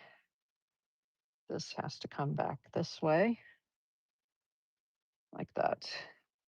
And then I love this little leg that's coming off the side here. There we go. And back. And then we've got the little toes right there. All right. This one get more ink right there. This one, there's going to be a little bit. Now I'm at a little bit more of an angle because I want sort of some thickness here when I bring this leg up, and then I bring it back, and we've got some of the toes going here. There we go. We've got a little bit of the belly, and then we have a front arm. So lots of control, all choked all the way down. And I'm going to bring it from here, a little bit on the side to there, up a little bit more, and then we got the fingers right there. And then I've got the eye. The eye is going to come right in here. And we're going to come up this way and bring it back down. Okay. This actually can come down sort of like that. I do that. And then we've got one more leg that has to come out up here. So I'm just going to do a small swipe like this for that leg. And then we have the little toesies coming off of there. Okay, so that's another one. These don't look anything like his. I mean, they look kind of like his, but a lot different because we all have a different hand. So don't worry if you're trying to copy the masters and they don't look the same. It's okay. We all have our own our own hand, right? It is a-okay. All right. So now I'm going to do this little one right here from the image, and we'll have it coming down. Where are we going to have this one? I think we'll have this one sort of coming down this way. And I'm going to do the top leg first, sort of like this. I'm actually going to add some toes to it. What the heck? Why not?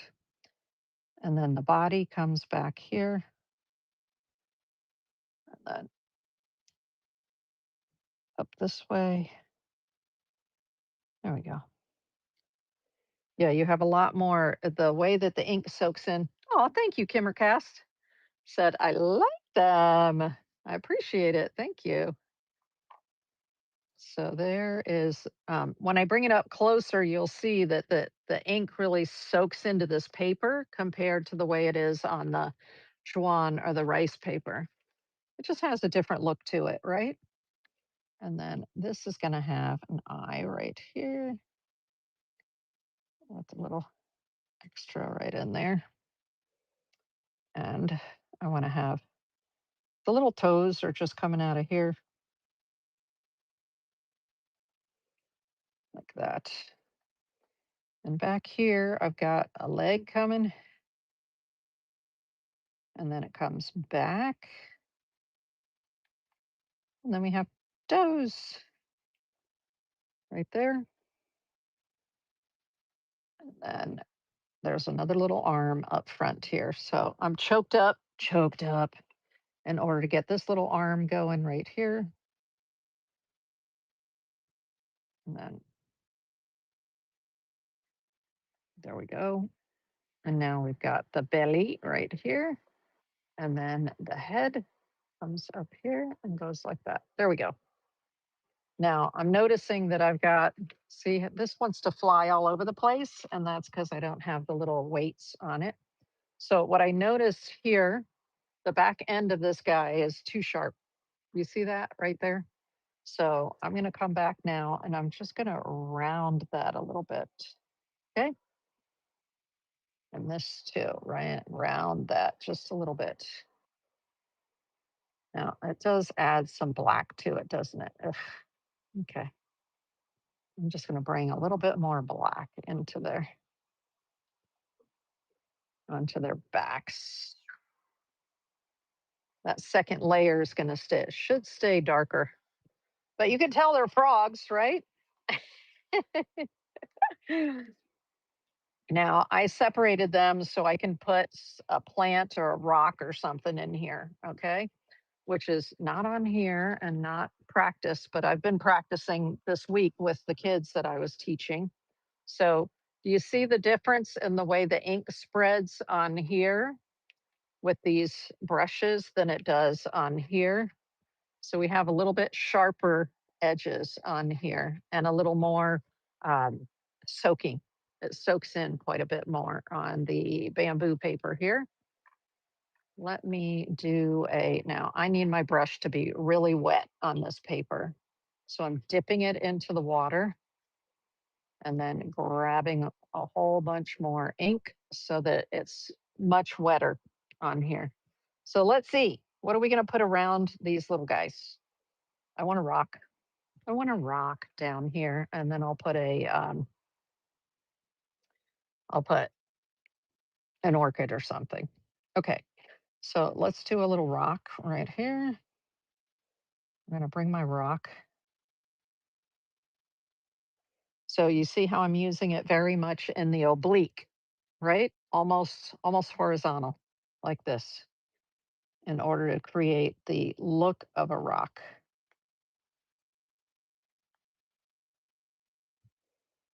Bring it over. I have a lot of books on Asian painting.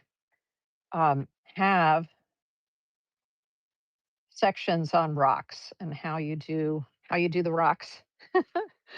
So there are plenty of references in books about how you do this. Okay, that's good there. I'm going to bring this out here so it looks like this frog is on a rock. Okay, and then I need to be sure I get it wet again, right? So let's do this. All right. So what do I want to do here? I want to do an orchid.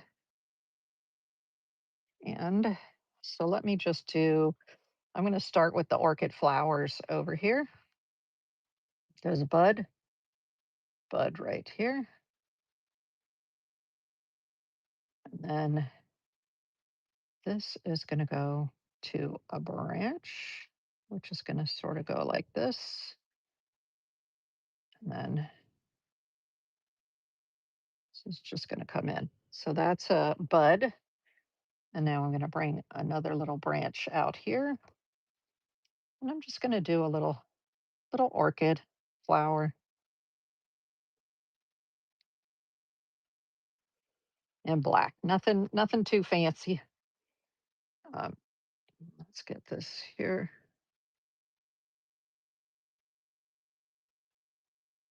Let's just get, there we go, an orchid there. I'm just going to put a couple of orchids on here. Do this one maybe a little bit bigger, like that. I'm going to have to do another one out here, aren't I? And mostly, you see how mostly I'm holding it pretty straight up and down.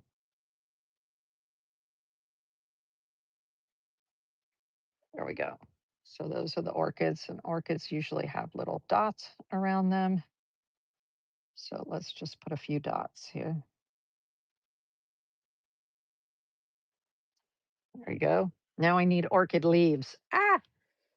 This will be interesting since the paper is very thirsty. So I need to be sure my brush has plenty of ink in it, right?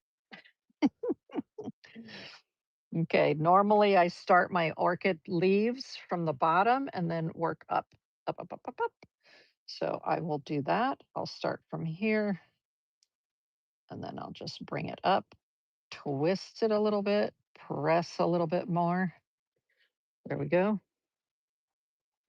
Now I'm going to make a small orchid leaf here. And let me just do one more. Where's this one going to go? From here, twist and bring it up. There we go. Simple dimple, right? Just to add a little something else, little something. So we have a rock, we have our frogs, we have a little orchid growing there. So this is a simple design. which would be more of a sumi-e. Well, sumi-e is more like this, where you leave lots of white space with your imagery, right? Lots of white space. You don't have to go and fill in a bunch of the white space. Cute, cute, cute, cute. Where am I going to sign it? So I have to sign it over here. So it's good that I left myself a little bit of white space over here, right? So let's put my signature and the date. Eee, there we go. Let me set that aside. Yeah, so you're going to see a big difference here when I'm using the black on this bamboo paper. It soaks in a lot more, and so it gives a little bit lighter because this is the black ink on the. This happens to be practice Juan paper, but if I were to do it on even the white, thicker Juan paper, it would be more black like this um, than on this paper. But that's cute. They're fun, right? I think they're fun. Nice. Thank you, Kimmercast. Let me take a mat because, I always like to audition stuff with my mat. So if I take the mat right there, there you go. That's playful, right? And everything fits in there just fine. Just like that. I messed up my six a little bit, but you know what? It's original artwork, so it's fine. It's fine. But yeah, they all fit on there. That looks good. And we've got the three frogs and the orchid. And I think that was a good time. All right. I like doing things like this, which is very sumi-e. So I'm going to do one more thing. That was fun. I just wanted to explore this paper. But now let me take you on to this sketch paper I was talking about earlier. So this was more mixed media watercolor style paper. And you can see how the Sumi ink works on there. But let's do the this sketch paper from Yasutomo, which is a thicker Schwan paper or a thicker rice paper. I just want to do some mushrooms that I brought here, that I have here. So it'll be something more similar to this, which was a still life of some bok choy that I had in my classroom this week. So this is the thicker Schwan paper. Let me get myself a little bit more ink. So we're almost done here, almost done. I just want to do a little bit of mushroom on this paper so you can see the difference. Here, like that. So I'm going to charge my brush with some of that black. Ooh, that's like really black. Black, black, black, black, black. Yeah, very black. All right, I've got my brush rest over to the side here. Let's see the gray. Let's see how my gray is doing. Nice, nice and gray. Okay, we're going to start with gray. So what I'm going to do here is, yes, from my kitchen, I brought some mushrooms. So let's get the mushrooms out. This is what I like to do, right? I'm sitting in my studio and I like plunk. I have my cabbage, or another thing that I did was a beet. So I bought a beet, some beets at the grocery this week, and then I did it in color. But we're going to do this just in gray. Ooh, I like this one because you see the long stem on there. So we'll just put that one right there with the long stem. Ooh, this is an oyster. So let's do the oyster one too. Oyster mushroom. So I'm going to do this upside down because it has the interesting folds on it, right? Right there. Like that. So, okay, we can't do just two. We have to have three, right? So let me see what else I have in here that looks interesting. Ooh, there's just another little piece right there. Okay, we'll just, that's one, two, three, right?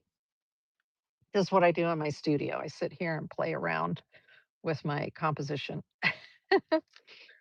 So let's kind of bring this one over here. All right, we're going to do it like that. So I'm going to start with gray, and then I'll come in and I'll use the black to do the details. Okay. So, ugh, this one's so pretty. We're gonna start. I'm choking up, so I have a little more. Why don't I go back here a little bit so it's a little looser, right? And I'm gonna do this first. So I just look at what I see here. I'm gonna bring this like that, a little bit more. And then here, we've got sort of some lacy bits right here. And then I've got more of it that sort of goes like this. And then what I want to do here is sort of just build in the shape with the gray, and then I'm going to come back with the black and do more of the detail, right? Okay, so that's that part of it. So it's this one that I'm looking at. Now I need more gray right here, and I use my blotter. So that's that one. And then there's another little piece right here. So I'm just going to bring this piece out and along here. And then it's like a little broken area right here. There. So that's another little, that's that little piece. Right now I'm putting in the background, right? The basic shapes. And then I'll come back with the black and I'll do a little more definition. So this one goes from here and then comes around like this and then comes back up like that. And then down the center right here.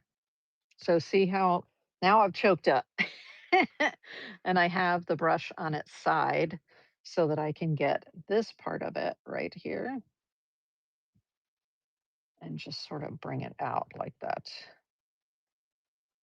Right, there's that part of it. Okay, awesome, awesome. I want this to be a little bit more, little rounder right there. And this one actually connects to right there. Boop, like that. Okay, so I've got the basics of the mushroom, and then this is the black.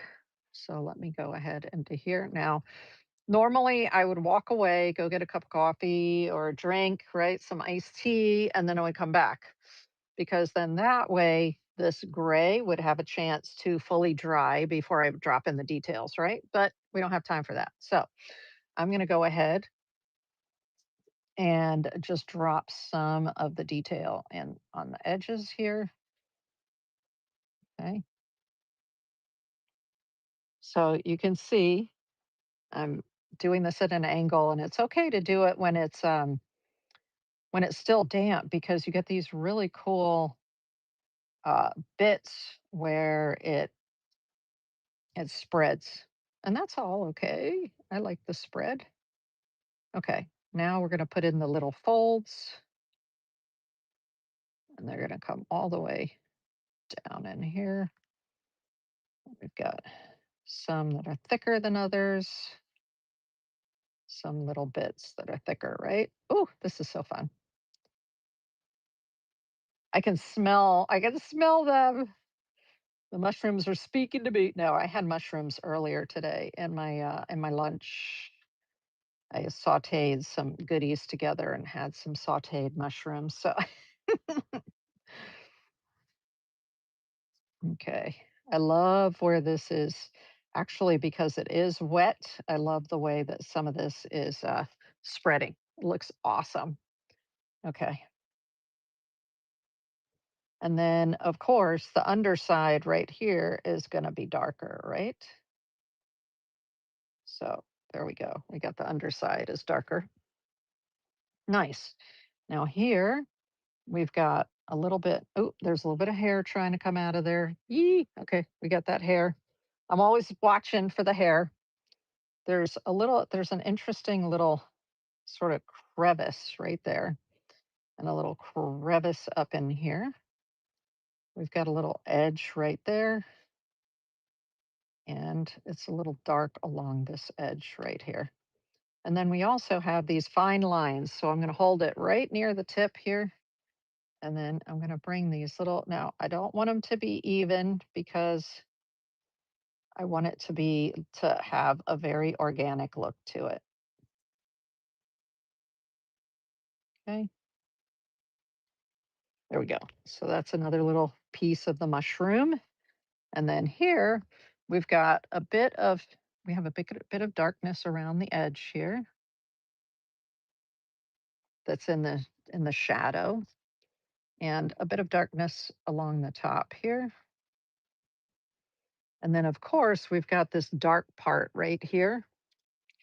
So first I'm going to put the dark part in there, and then I'm going to use the tip, and I'm just going to create the little ridges right off of there, just like that. Oh my gosh, it's so cute. And then there's a little bit of extra darkness down here, so along the edge. And then there's like a little bit of bruising in there, right? Oh my gosh, it's a mushroom. Isn't that fun? Mushrooms, Sumi-e, simple. Okay, doesn't have to be complicated. It's fun, fun. And I love see the way the paint spreads here on this, what do we call it? The Hosho paper. This, what they call sketch paper by Yasutomo. Oh my gosh, this stuff is so good. It says 6H right here. So on some of them it says Hosho, Hosho, Hosho paper. But oh my gosh, the way that the ink spreads, it's fabulous. Fabulous. I love this. Love this. I'm going to go ahead and sign it. So I'm going to use do I want to use the gray or the black to sign it? Which one? Which one? I think I'll use the gray, but I will tip it with the black. So I'll just put just a tiny bit of the black on the tip. So I have a combination of gray and black. And then I'll sign it right here. Like that. See how I'm very up and down now.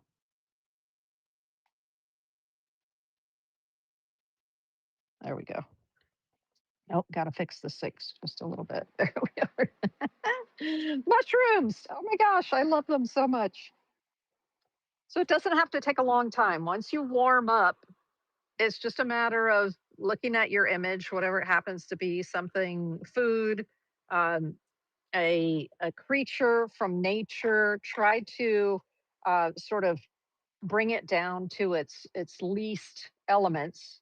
And in this case, I like to start with the gray and then come back on top with the details with the black. That's what I find works really well for me. Even with this one,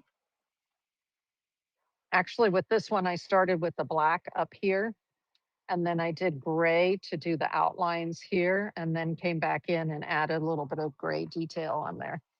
So, whatever blows your hair back, I hope that by doing this class, I have inspired you to spend some time to try it.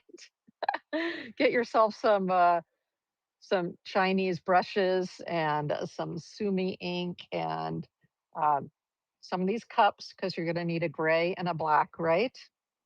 And then try it. But I will put links to the different papers in the description of the video on YouTube so that if you do want to go and purchase some of these items, the papers, the brushes, the brush rest, that kind of thing, then you will have a resource to find those. All right. So I want to thank you so much for joining me for this class. It's been a blast. I'm so happy with those right now. Isn't that funny? So easily so easily entertained, as it were. So thank you for joining me for this Sumi painting class. Now, when I clean these brushes up, I just like right now it has lots of black in it, right? So I'm just going to stick it in here like this, boop, and then I'll take it to the sink, and I have my big tub, the Generals, the Masters by General Pencil, and it's a big cake. And then I swirl it around on the cake of brush cleaner, and then rinse them out really well. Same is true of these. I just take them to the sink, and then if it leaves a residue of color, I use is the ink permanent or does it smear? The ink is permanent. The ink is permanent on rice paper. Um, I'm not sure on this other paper, like this one right here. I'm not sure whether it's permanent on your thicker papers like this. Okay. But I know that it's permanent on the rice paper. And what I do is I take this rice paper and then I mount it on a piece of this bamboo paper. So, for instance, this, I would just take this off of here. Let me show you how I take it off the block. You can use a palette knife. And this block, this is the bamboo paper from Hanamula Mixed Media. All you have to do, it's only glued on the top and the bottom. So after your artwork is dry, meaning you can use all different kinds of acrylics or watercolors or inks, boop, that's that side right there. And then that side right there. Oh, you're wondering if you can use watercolor around it. That's a good question. Let's put some on here. Well, why not? Let's do it. Since you asked, I have colors here. Let me see. Let me see. Let me see. Let me see. Watercolors right here. Hee hee. I have some watercolors. So let's try it. Let's try it because this has been sitting here for a little while, right? So should be dry. Let's do it. I have some clean water here, so let's use the clean water. And I'm going to put my mushrooms away. I'm so happy with my mushroom painting right now. I can't even tell you. I'm just tickled pink. Oh, I'm gonna have to buy some more of these cool looking mushrooms. Like what are they called? The criminy mushrooms or whatever, something like that. Welcome in, Hood Robin. Welcome in, welcome in.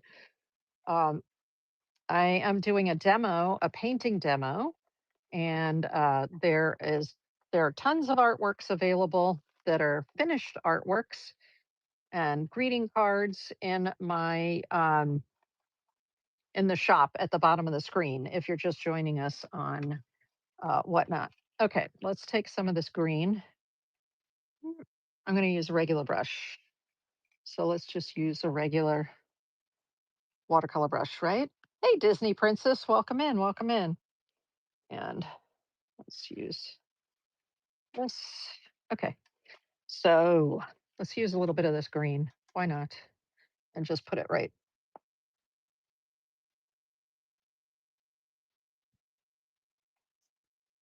Let me see what happened. Did it pick up? Nope, didn't pick up any black. Did not pick up any of the black. Isn't that cool? So I can come back in here and I can just drop in some watercolor. And yeah, it's not lifting it. It's only green when I do that. Oh, that's fun. Kimmercast, you're going to get I figured you'll get the artist trade card. I'll send that to you tomorrow. Um, but thank you for asking the question whether it's permanent on this paper. Yes, it appears to be permanent on this paper, which is awesome, right? I love that. Let's put a little bit more green there, a little bit more, just a little bit more green there. Cute. Some in there, some in that leg. If there's any place where there's a little bit of where I can just put a little bit of green like that. I was one and only. Yes, you were. So I was able to put green on the froggies. Let me put a little bit of something, something on the rocks. Why not? There's this kind of grayish, greenish, brownish, whatever muck in here. So I'm just gonna, oop, little too green. Let's get a little bit more of that in there, a little bit more brown. Broop, broop. Yep, seems to work beautifully and it does not lift back up. How cool is that? Yeah, that's nice. It works. On this is the bamboo paper, but it should be similar on the watercolor paper. Okay, nice. Come on now, get a little bit in there. Boop. Yeah, I don't see the black coming up at all. Just the color. You like the layering? Yeah, the layering is fun. The layering is fun. There, that added a little bit of color. Of course, now I have to add a little bit of color to the, hold on, let me get a smaller one, to the flowers, right? So let me get a little one here. These are my Princeton Velvet Touch, which I love so much. So let's get one of the, what color does this look like? Let's see. Ooh, okay. Well, I don't like the darkness in with it, but that's okay. Let's just get some on here and let's put a little bit of, so, ooh, there we go. Layer a little bit of color on there for the heck of it. Right? Why not? Since we're adding color, let's just add some color. All right. And see how I'm holding the brush like the Asian brush? So, yes, you can do that. You can hold the brush like an Asian brush, and then you'll get some of the same types of strokes if you hold it like that. There we go. And then this. Oh, cool. Thanks for the thanks for asking, Kimmercast, because this is working out really neat. Dink. Where I put a little bit of color on there. Now I'm gonna have to put some dark green on the these leaves, right? Let me have a little more control. This is the, instead of being the Velvet Touch, this is the Heritage. So I should have just a little bit more. It's not quite as pointy, pointy, pointy. Let's see. This is nice right here. A little bit darker, right? Let's get this one a little bit darker. There. Woo, nice and dark. Lots of water. Lots of water. And then let's just holding it like the Asian brush again, just so I can bring a little bit of interest into the color here. Right over top of it. I like your idea. You have come up with something, right? Just do that. Let's do this one like this. Nice. That's fun, isn't it? Yeah, the effect on the rocks look like waterfall. Yes. Yes, it does. Okay. I'm going to do a little bit of the green here too. Why not? See, I like the, you know what it looks like? It looks like when you do a block print. Do you know what I mean? When you do a block print, you have, and you do it with more than one color, you can get these sort of dark lines and then the colored lines around it. Oh, that's hysterical. That's what it looks like. It looks like I did a block print, but I like it. So thank you for the suggestion.